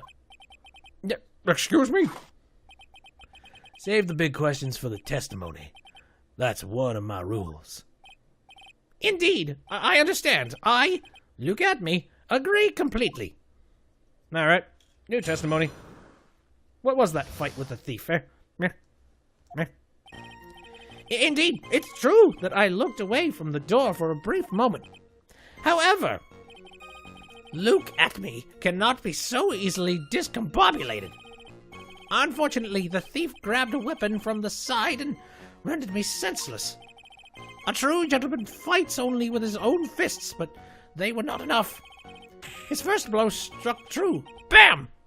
And that's all she wrote. So in the end, you did catch a glimpse of Mask to Mask? Correct. It was during his third crime that he struck me from behind. It seems that my memory has become a tad jumbled, so to speak. Well, that's certainly understandable. I myself always get confused about which testimony goes with which case. That can't be good. Fight with a thief. Let's see. Indeed, it's true that I looked away from the door to be promoted here. Yeah. So why did you look away from that door anyway? In addition to the camera, I had prepared a variety of other sensors as well. The alarm on one of those had gone off, so I had to check the data. That's when I went to the computer. Elegantly, of course. So you were momentarily vulnerable when you were working on the computer? What should I do? Should I ask more questions? Sure. How about the sensor? What kind of sensors are you talking about? There are other places in the basement that someone could enter and exit from. There are air conditioner ducts, sewer pipes, and a cat door as well. I hooked up heat-detecting infrared and ultraviolet sensors to each of them. That's a lot of hardware. Well, was it all yours? Lordly Taylor department store was kind enough to provide the monitoring hardware. Naturally, the security camera that took this photo belongs to them as well. In other words, he couldn't have rigged the equipment, huh? Has that cleared up any doubts you had about me, Sir Lawyer? Let's ask some more questions. Here. We know more about the sensors. What about the computer? So did that computer belong to Lordly Taylor as well? Correct! Well, except for the program that manages the data. That was specifically designed by me, Luke Atme. In that case, he could have easily manipulated the data. What's wrong, Sir Lawyer? However, Luke Atme cannot be so easily discombobulated. What does that mean? Discombobulated? Young people these days, they really irritate me. They allow perfectly good old words to die until everyone forgets what they mean. You damn millennials. Sorry, but what exactly does it mean anyway? Now I've forgotten. What was I saying? Jeez, it's better than old people who forget what they were saying 5 seconds ago. Well, it looks like we've cleared that up. You can go on with your testimony. Unfortunately, the thief grabbed a weapon from the side and rendered me senseless. What do you mean by weapon from the side? Naturally, that thief had no idea that I, Luke Atme, was hiding in the area. He grabbed the sword from the statue that was standing by the door to the warehouse. Sword? You mean the sword that was all twisted like a tree branch? Correct! Fortunately for me, the blade was not sharp. Okay, so he is talking about the, she torture. So the thief armed himself with a sword, and what about yourself, witness? A true gentleman fights only with his own fists, but they were not enough. You had that much faith in your own fighting abilities? But of course, in college I was the second in charge of the boxing club. I'm sorry if I failed to find that appropriately impressive. However, my opponent in the ring this time was my arch nemesis, Mask to Mask. This guy's a real piece of work. His first blow struck true. Bam! And that's all she wrote. Can you tell us a little more about what happened? My opponent was both powerful and vicious. You might say he was powericious. Powericious? I assumed the at-me fighting stance, but a sudden flash of light blinded me. That, of course, was checkmate. My opponent had bested me. What do I do now? Should I ask more about this? You were blinded? So, what was this flash of light that blinded you? I was bathed in a golden light that seemed to come from the statue of the woman. The statue of Amy Faye, I'm guessing? Well, that wasn't very much help at all. What do you think, Nick? Well, there's one thing that I'm absolutely sure of now. Yeah, what is it? This Luke Atme guy, he's definitely hiding something. But why? I think I'm starting to figure out what really happened that night. and about the true nature of this detective. Right. Let's ask a few more questions about that. That's all she wrote, huh? Can we write a few more things, eh? More than what we've already written? At me fighting style? What is this at me fighting style? I'm sorry, but that's a trade secret. I really can't say anymore. But I suppose I can tell you if I absolutely must. The main thing is to put your back to the wall. That way, no one can get behind you. That's it? That's the at me fighting style? Well, Mr. Wright, what about that testimony? Yeah, that's very important, assholes. Of course it's important. We've learned a detective's secret technique, after all. Yes, indeed. I'll remember to use it if I ever take a walk alone late at night. Why the heck is he eyeballing me like that? It's creeping me out. Now then, witness, we'll go ahead and add that secret information to your official testimony. I put my back to the wall to fight, but the thief's blow landed upon my third eye. Where is this third eye you're talking about? Oh, it's right between my right and left eyebrows. It's quite invisible to the unenlightened. You may call it the forehead if you like. Why didn't you just say that in the first place? It's a lawyer. It looks like the creases in your own forehead are getting deeper. Alright, so Mr. Atme got hit on the forehead then. That's what he says. I've got a funny feeling about that. Actually, so do I. Let's see, yeah. Alright, so I'm pretty sure that's what I need to press on. Maybe this? Objection! Yeah, okay. I thought maybe that would be it, because they mentioned the, they mentioned the sword before, and now they mentioned the forehead thing. My guess is that this has something to do with the fact that he's got absolutely no blemishes on his forehead to speak of. So we'll see. Detective Atme, your testimony is crumbling like a house of cards. What fun is this, Sir Lawyer? It is truly a pleasure to cross swords with you. And now, once again, you have thrown down the gauntlet at my armored feet. I believe this is what you said yesterday.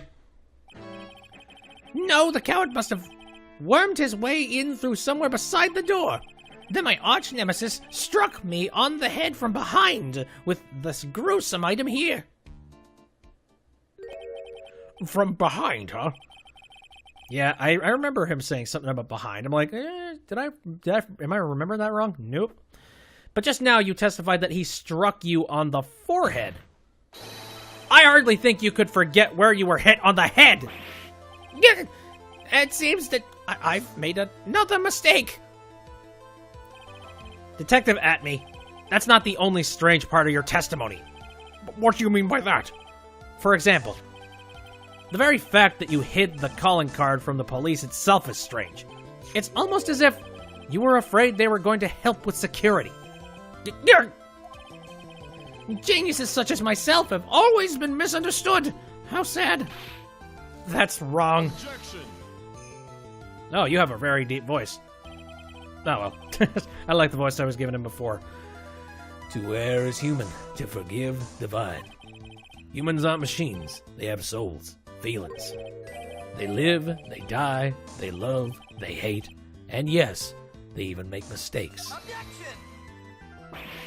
Hey, hold on. It's not as pretty as that. Ooh, Jesus, you don't want to spill any coffee, do you? Really? What's it like then? Always chase a riddle down to the end. That's one of my rules. This is it. This might just be my chance to turn things around. Mr. Wright, what exactly is it that you're asserting? Very well, Your Honor. The defense asserts that...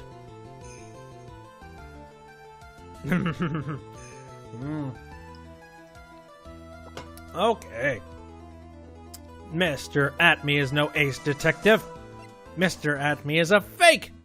Mr. Atme is mask to mask. I want to go with 3, but I don't know if I have any, concrete proof of that. Mr. Atme is a fake. I mean, that could very clearly be made, but screw it. The answer is simple. It's all clear to me now. Detective Luke Atmey's true identity is actually Mask to Mask! Yes. Order in the court. Mr. Wright, what is the meaning of this? What do you think, Judge? Whenever I make comments like these, they're usually the truth. Listen to me on this. There are too many unnatural parts to Mr. Atmey's story. He says that he was hiding at the crime scene, which is why no one ever saw him there. And then, in his last case, he manages to outperform Detective Gumshoe and the entire police force to miraculously retrieve the stolen treasure. That's because I analyzed the crime scene data and made an exquisitely elegant deduction. I picked up clues that the police overlooked in order to arrive at a... Oh, please. The explanation is far simpler than that, Detective Atmey.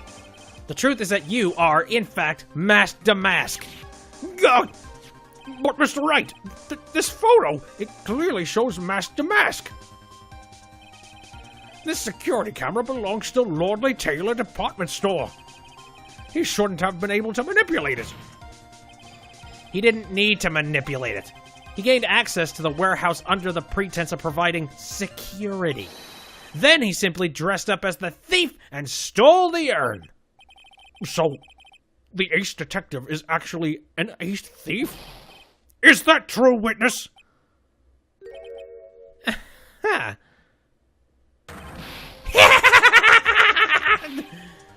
Damask's MO is pure genius, and so my Look at me, ace detective. You're very clever to have come to such a conclusion. I'm impressed, Sir Lawyer. What? Witness, you're admitting it? Nick, now's your chance. Yes, time to put the last nail in this guy's coffin. Detective Atmey, when you assumed that... Why? You've ruined my hair. No one ruins my hair. Godot Blend number 102. My personal favorite. Mr. Godot? The ace detective is actually an ace thief. I smell a best-selling novel.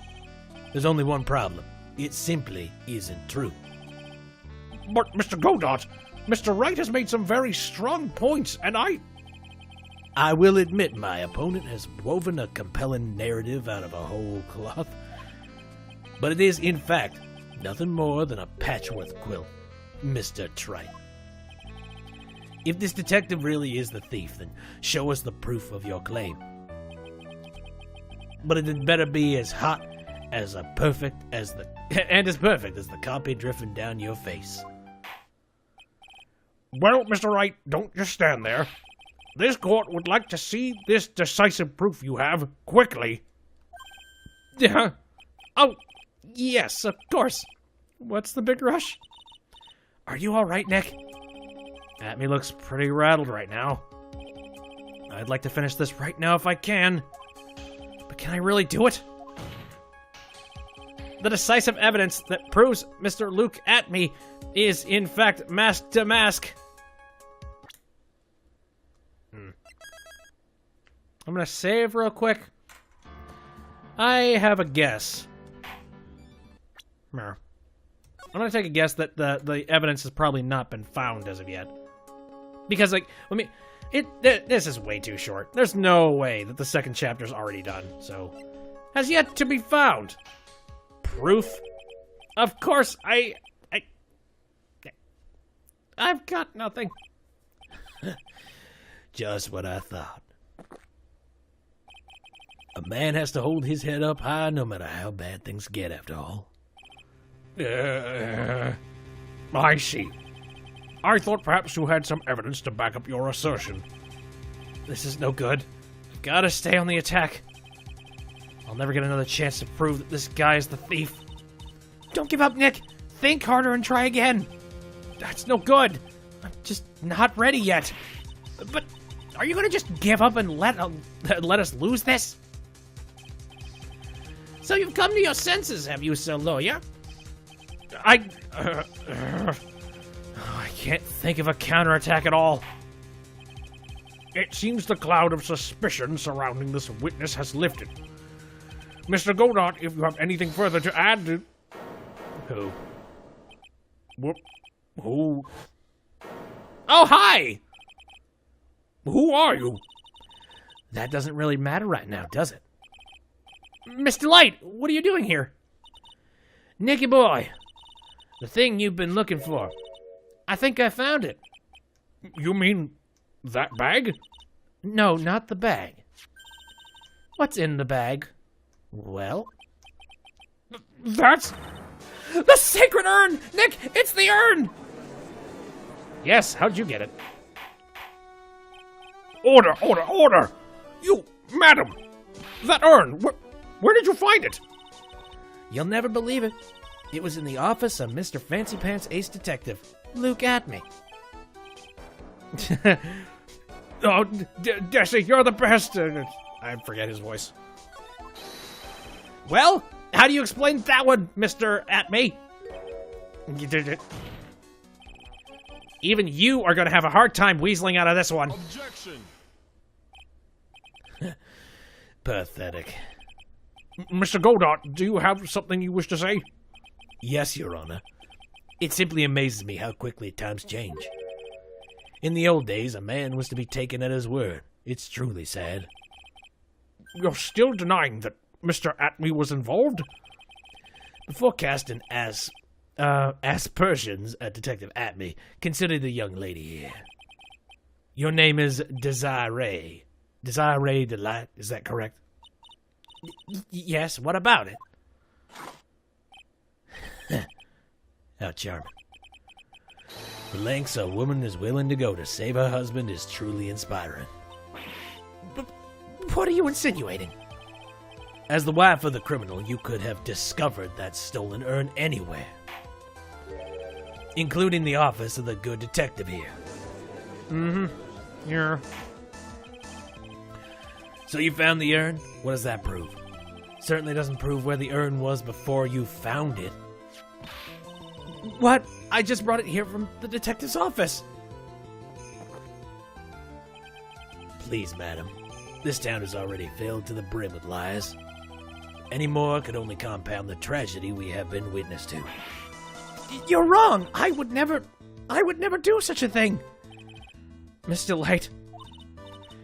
Please, Nicky boy, you gotta help me talk some sense into these people. Oh, there must be some way.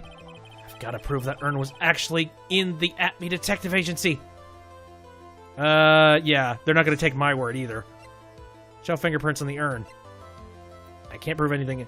Well, we could at least ask for fingerprints, because I thought about that at one point. I can prove where the urn was. By the fingerprints on it. Fingerprints, eh? Oh, come now! Now you're really making me laugh, Sir Lawyer. Fingerprints indeed. He probably wears gloves all the time. I'm screwed. May I go on? Good. Now, it would be perfectly understandable if my fingerprints were on the urn. After all, it was I who was guarding the urn in the first place. In any case, I am always in the habit of wearing gloves, as you can see. So unfortunately, my fingerprints wouldn't be evidence of anything. What about it, Mr. Wright? This witness's fingerprints would mean nothing anyway. Nick, what are you going to do now? I've come too far to back now. Atme must have brought the urn back to his office yesterday. And there, I'm sure someone must have left their fingerprints on it. The defense proposes that... Oh, wait. The defense proposes that the fingerprints of this person should be on the urn. Alright. The logistics of... whose fingerprints? I don't know.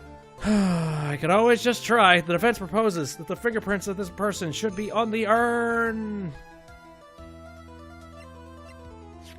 Screw it. Let me give you an important piece of advice. The one who keeps a cool head all the way until the game's end is the winner. Let me give you an even more important piece of advice, Mr. Wright. You are not going to win this game with that answer. Damn it. Wow, even the judge is making cool, snappy remarks now. Does that mean I was wrong again? The urn was put in that bag and carried to the detective's office yesterday. Here, I'm gonna quickly save here. Just so I don't end up with more penalties. That would be bad. Okay. Urn was put into that bag and carried to the detective's office yesterday. That means the person I should be fingering is the person who left their prints on the urn yesterday at the Atme Detective Agency. Man, I don't know. Nope. I'm gonna try this. Nope. Shit. You know what? I don't know. I'm just gonna do this. Nope. Did I already say this? Nope. Yeah. I'm just gonna pick everybody. I'm gonna see what happens. I give her. Fuck it. We're gonna go back in time with this bullshit. Nope. I don't know. I'm out. I don't know. Alright, well, I saved. Mia is a dead person. I didn't handle it at all. But fuck it. What?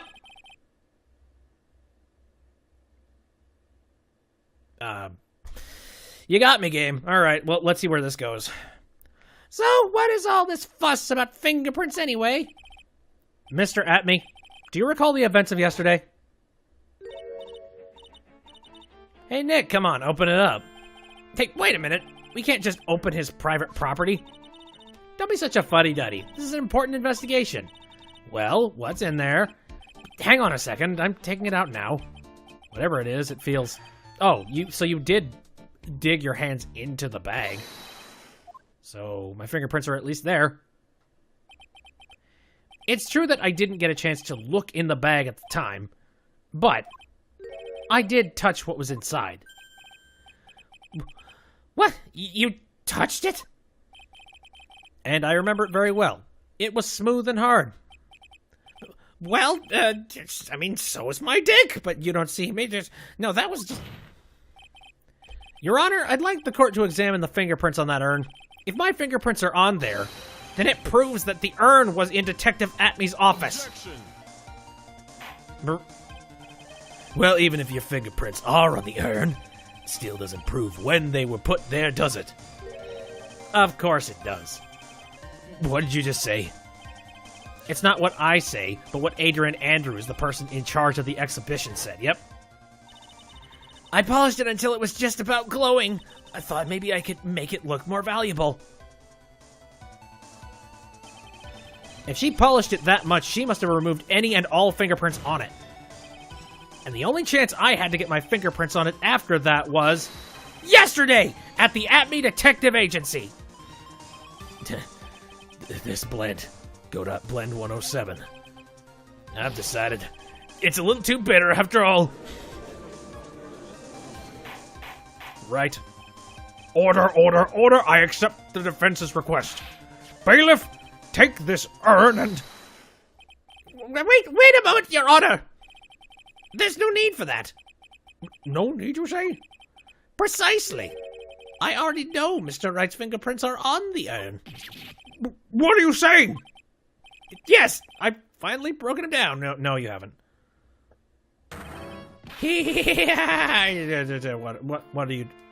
What are you toying at? Take a good look, everyone! Unable to find a rival worthy of my genius, I was forced to create one by myself. Here I am, the tragic clown! This guy is nuttier than a fruitcake. You see, it was me all along! I am the one and only Mask the Mask! I hope you all enjoyed my little performance.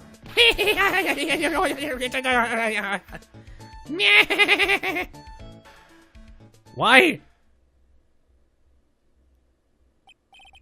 Well, Mr. Godot, what's Mr. Atme's condition? He's still in the lobby, laughing insanely, Your Honor. I wish I could enjoy the joke as much as he seems to be. Well, it looks like the matter has been settled. I came perilously close to besmirching the record for an innocent young man, besmirching him with the title of thief. Nick, you were right all along! Yeah, yes, Mr. Delight really wasn't the thief. The court finds the defendant, Mr. Ron Delight. I knew it. I knew it was too easy. You're wrong. Wrong, I tell you. I mean, not exactly wrong so much. Actually, not right is what I was really trying to say. Oh no, he's not. This can't be happening. The thief, the sneaky, odious thief who's been stealing all the treasures there. It's me! I'm him! I'm the one you want! I'm the thief, I tell you! So do it! Pronounce me guilty, please! So we've got two people pronouncing guilty. I don't know what kind of kangaroo court you all think this is, but... The true identity of the thief has already been proven. Please hurry and pass judge... What are you talking about? I already confessed. I'm the thief, I tell you.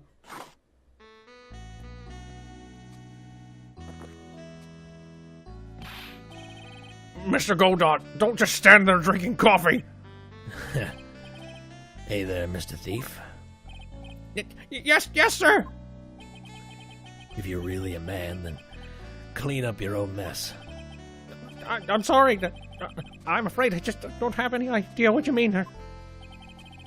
If you are mask to mask, then prove it. That's what it means. Yes, sir. I'll be happy to. He says he'll be happy to, Nick. It's kind of cute. He's 100% committed to his fantasy. Good boy. Just remember one thing. A boy only gets one chance in his life to become a man. I know that. I won't fail. I swear. Okay then, talk. We're all listening. Oh, well. Let's all have a listen to this confession. Why are you stretching this out for me, please? Now, the truth is, I've been mask to mask all along. I mean, you can prove that I'm not actually mask to mask, can you? I don't have an alibi for the night the urn was stolen. After all, yes, I do. I donned my costume that night and dancingly descended upon the scene of the crime. Now, look, you can see right there in the photo. That's me. As for my brooch, I snagged it on the door handle and it got torn off. That's all.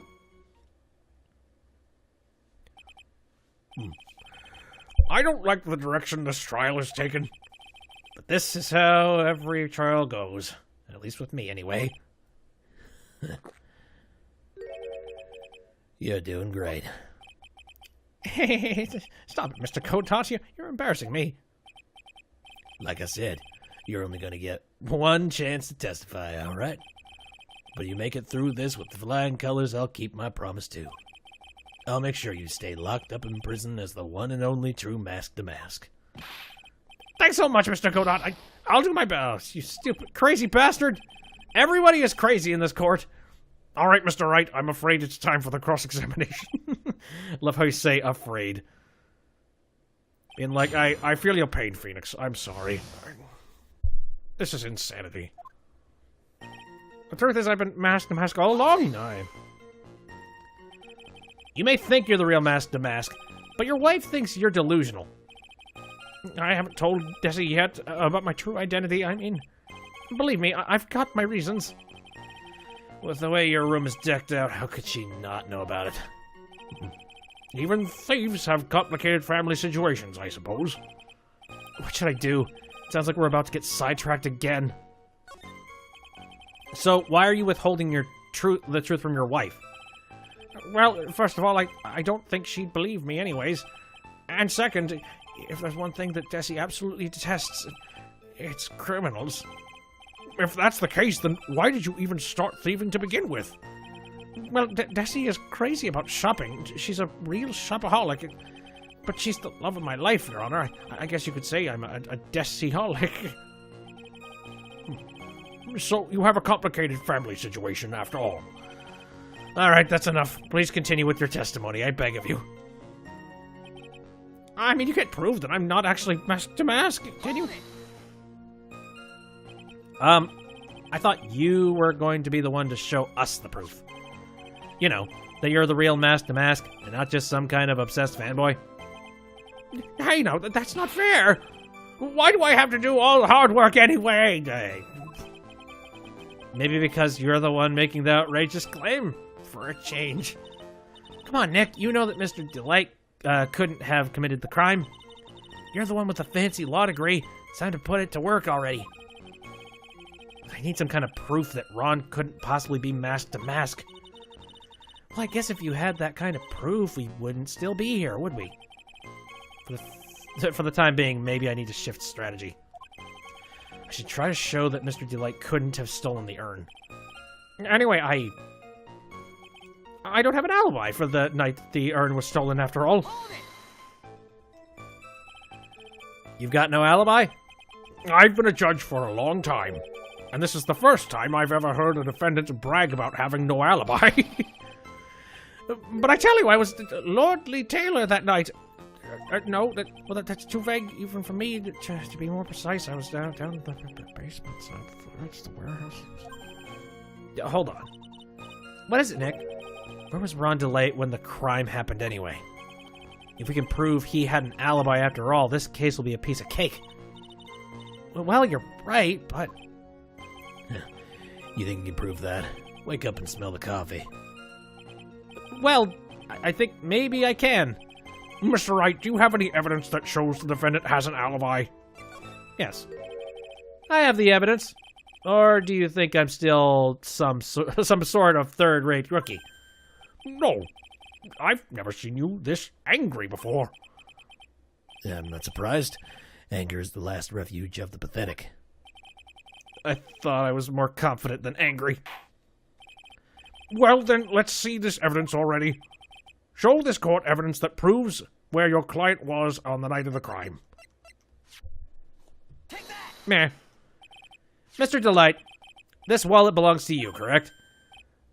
Yes, it does! I lost it somewhere. Mr. Wright, when you find a wallet, you should report it to the police right away. No, you don't understand. This is an important piece of evidence. Evidence? Mr. Delight, when did you first notice that you lost your wallet? Let's see here. I think it was on the night of the crime, but I know I still had it when Tessie and I went out for dinner. This wallet was found approximately 1 o'clock a.m. at KB Security Headquarters. What?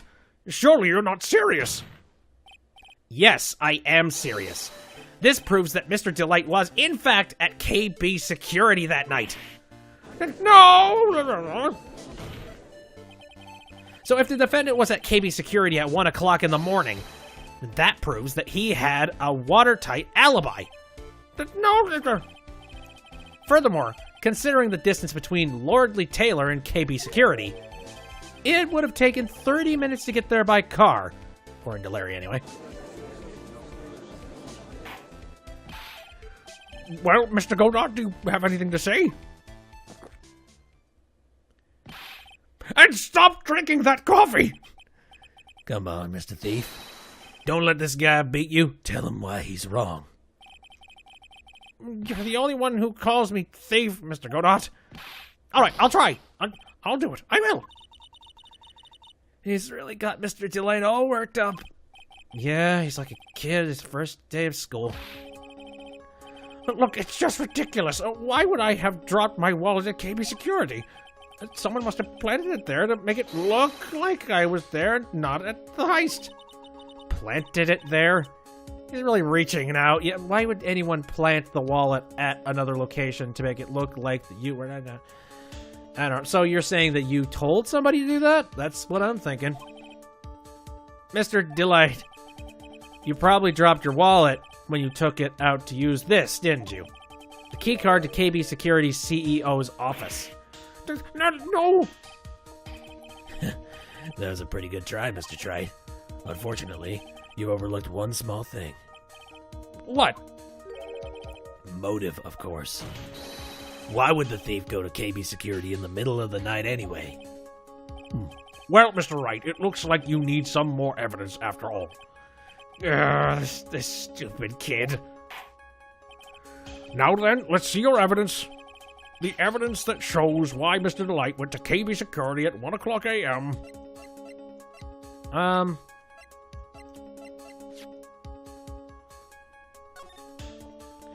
If you don't want your true identity revealed to the world, come to KB Security at 1 o'clock a.m. Yes, yes. If you don't, I'll take that red diamond you received the other day instead. Ah, I see. But that kind of turns it back around to him having the diamond. And then we have to explain that one away. Shit. Mr. Delight, I believe you've seen this before, correct? That's a... What is it? A blackmail letter. That's what it looks like from the contents. Blackmail? Yes. Basically, it says, bring $50,000. That certainly sounds like blackmail, all right. At the time of the theft, Mr. Delight was dealing with the blackmailer himself. In KB Security's CEO office, in a full half hour away from the scene of the crime. No!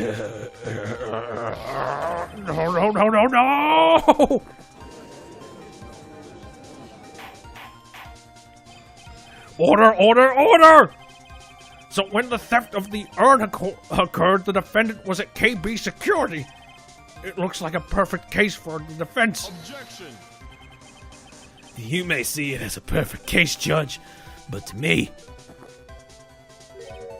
Well, let's just say that my Godot Blend 107 impresses me a lot more.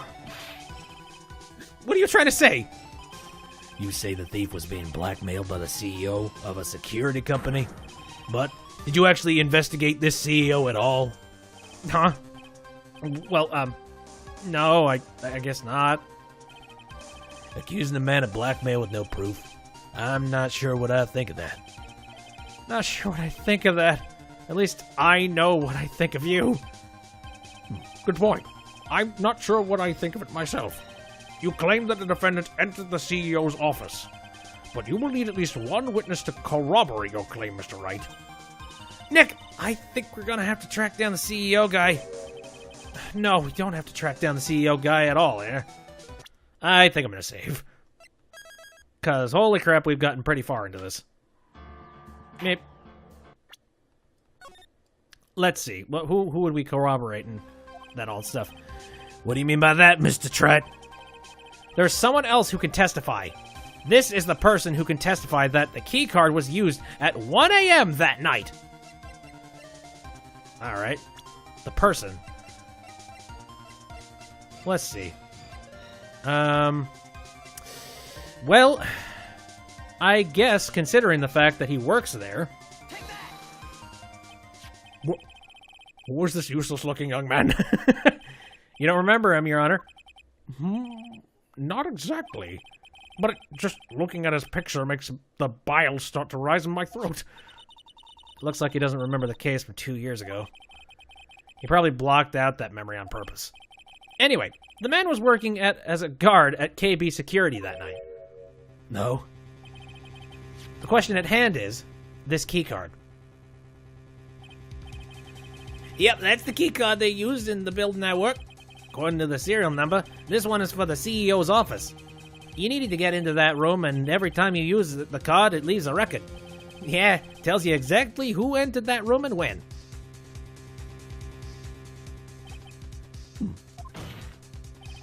As you can see, there's no need to investigate the CEO of KB Security. We should be able to discover the truth simply by analyzing this key card's data. Drinks.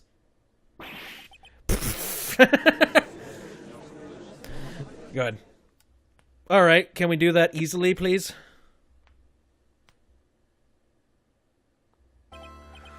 Well, Mr. Godot, The name of the CEO of KB Security is Kane Bullard. I was unable to contact him directly, but I got the keycard data. Here. so what does it show? Each keycard has its own serial number, and they leave detailed records of their use. According to this data, this card was used at 1 a.m. on the morning of the crime. Bingo! But that means It can't be Mr. Delight dressed as masked Damask in this photo. It looks like you're right. 2 minutes isn't even enough time to brew a good cup of joe. So then... Ron Delight was clearly in the office of KB Security's CEO at the time of the crime. The prosecutor's office is ready to admit that fact. Therefore, it's impossible for the defendant to be masked to mask. Good job! You did it, Nick! Let's hold the phone. That's enough! I came perilously close to besmirching the record of an innocent young man. Besmirching him with the title of thief again. What's wrong, Your Honor? I'm ready to pass judgment, but before I do that, do you have any further objections? Please, somebody... I'm sick and tired of this looping bullshit. No, Your Honor! Very well. The court finds the defendant, Mr. Ron Delight, not guilty! Holy shit. Hey, I did it. I passed my verdict. I'm surprised. Court is now adjourned. Hallelujah. October 13th, 2:24 p.m., District Court, Defendant Lobby, number 4. Nick, you did it! You were right after all! Actually, I'm a little bit ashamed of myself. Nicky boy! Oh, Miss Delight. I knew you could do it. I believed in you all along, Nicky boy. I don't know how I can ever repay you. Just all you need to do to repay me is get this man some therapy. That's it. Thanks, Miss Delight. I just know I'm blushing. Congratulations, Mr. Nick! Oh, pearls! I've got a bad feeling about this. Who is this woman? Oh, she's nobody. She's just, You're blushing. How dare you do this in front of Mystic Maya? You should be ashamed of yourself. Slap. Ouch! She slapped me! Pearly. This woman is, Miss Desiree Delight. She's our client's wife. Mr. Nick! Yes? You're even worse than I thought. Going behind the back of your own client. I didn't do anything, Pearl. No, I'll never forgive you. You slapped me twice now. No! A double slap. Well, anyway, all's well that ends well, right? You got the sacred urn back, and the thief has been caught. You're so right, and it's all thanks to Nicky boy here. But actually, it was you, Miss Delight, that brought us our urn back. Thank you from the bottom of my heart. Oh, please, you're embarrassing me. If we won the case, then why does this guy still look so glum? It's because he doesn't have a jail cell, a comfortable space. And he is not the person he wanted to be. But I am the thief. Yeah, actually, what's the point now? What is it, honey? I did my best for you, Ronnie. I know that, and I appreciate it, Desi. But the thing is, Come on, give the kid some time. You just got a little touch of the blues. You know about the feeling blue, right, amigo? Mr. Godot, what are you doing here? Oh, come on. I just came here to say thanks to my newest buddy. You, Mr. Trite. Maybe you should learn my name before you call me buddy. Well, playtime's over. Huh? Early this morning, the body of Kane Bullard was discovered. What? Kane Bullard? Where have I heard that name before? Isn't that the name of the CEO of KB Security? Wait, body? The estimated time of death was 1 a.m. on October 12th. 1 a.m. on October 12th? You don't mean... That's right, amigo. At the same time that a cheap little urn was being stolen, the CEO of KB Security was being murdered. So then, what are you doing here? Oh, come on. You figured it out already, haven't you, amigo? Or, have you already forgotten about that piece of info I helped you out with today? Help me out? What? On October 12th at 1 o'clock in the morning, Rhonda Light was in the CEO's office, the scene of the murder. After getting the blackmail letter, he must have been imbued with utter rage. What are you saying? Imbued with rage? Come on, don't tell me you don't know. Rhonda Light was once an employee of KB Security. He was a professional security guard. An employee of KB Security?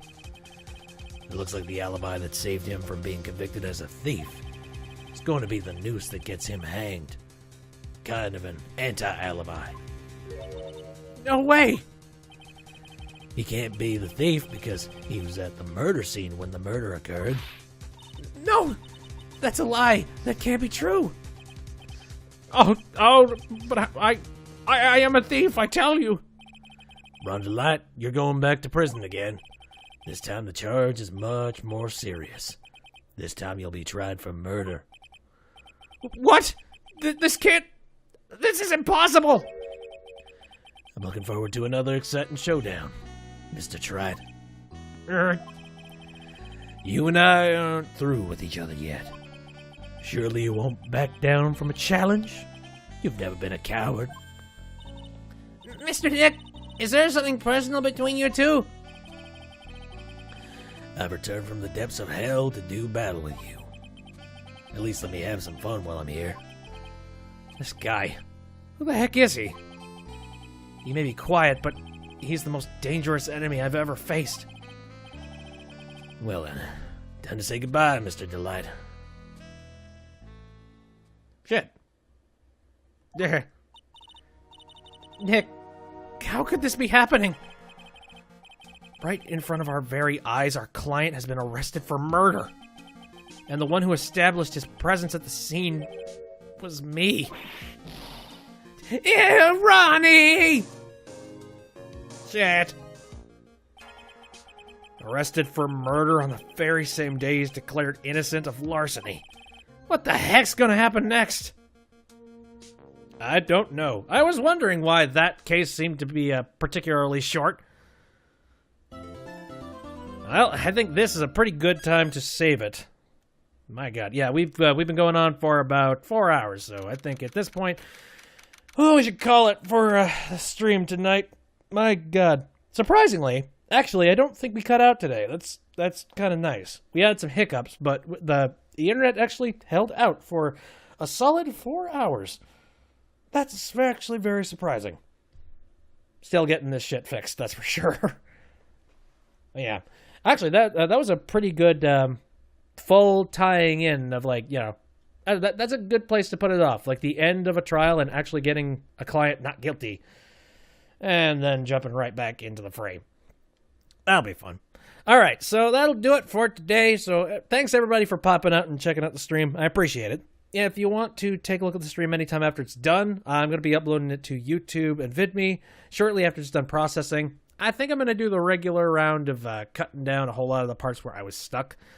To be fair, there was only like that one time, but yeah, I'll cut that one down just for the sake of, I don't know, convenience of watch and all that consistency. So that thing.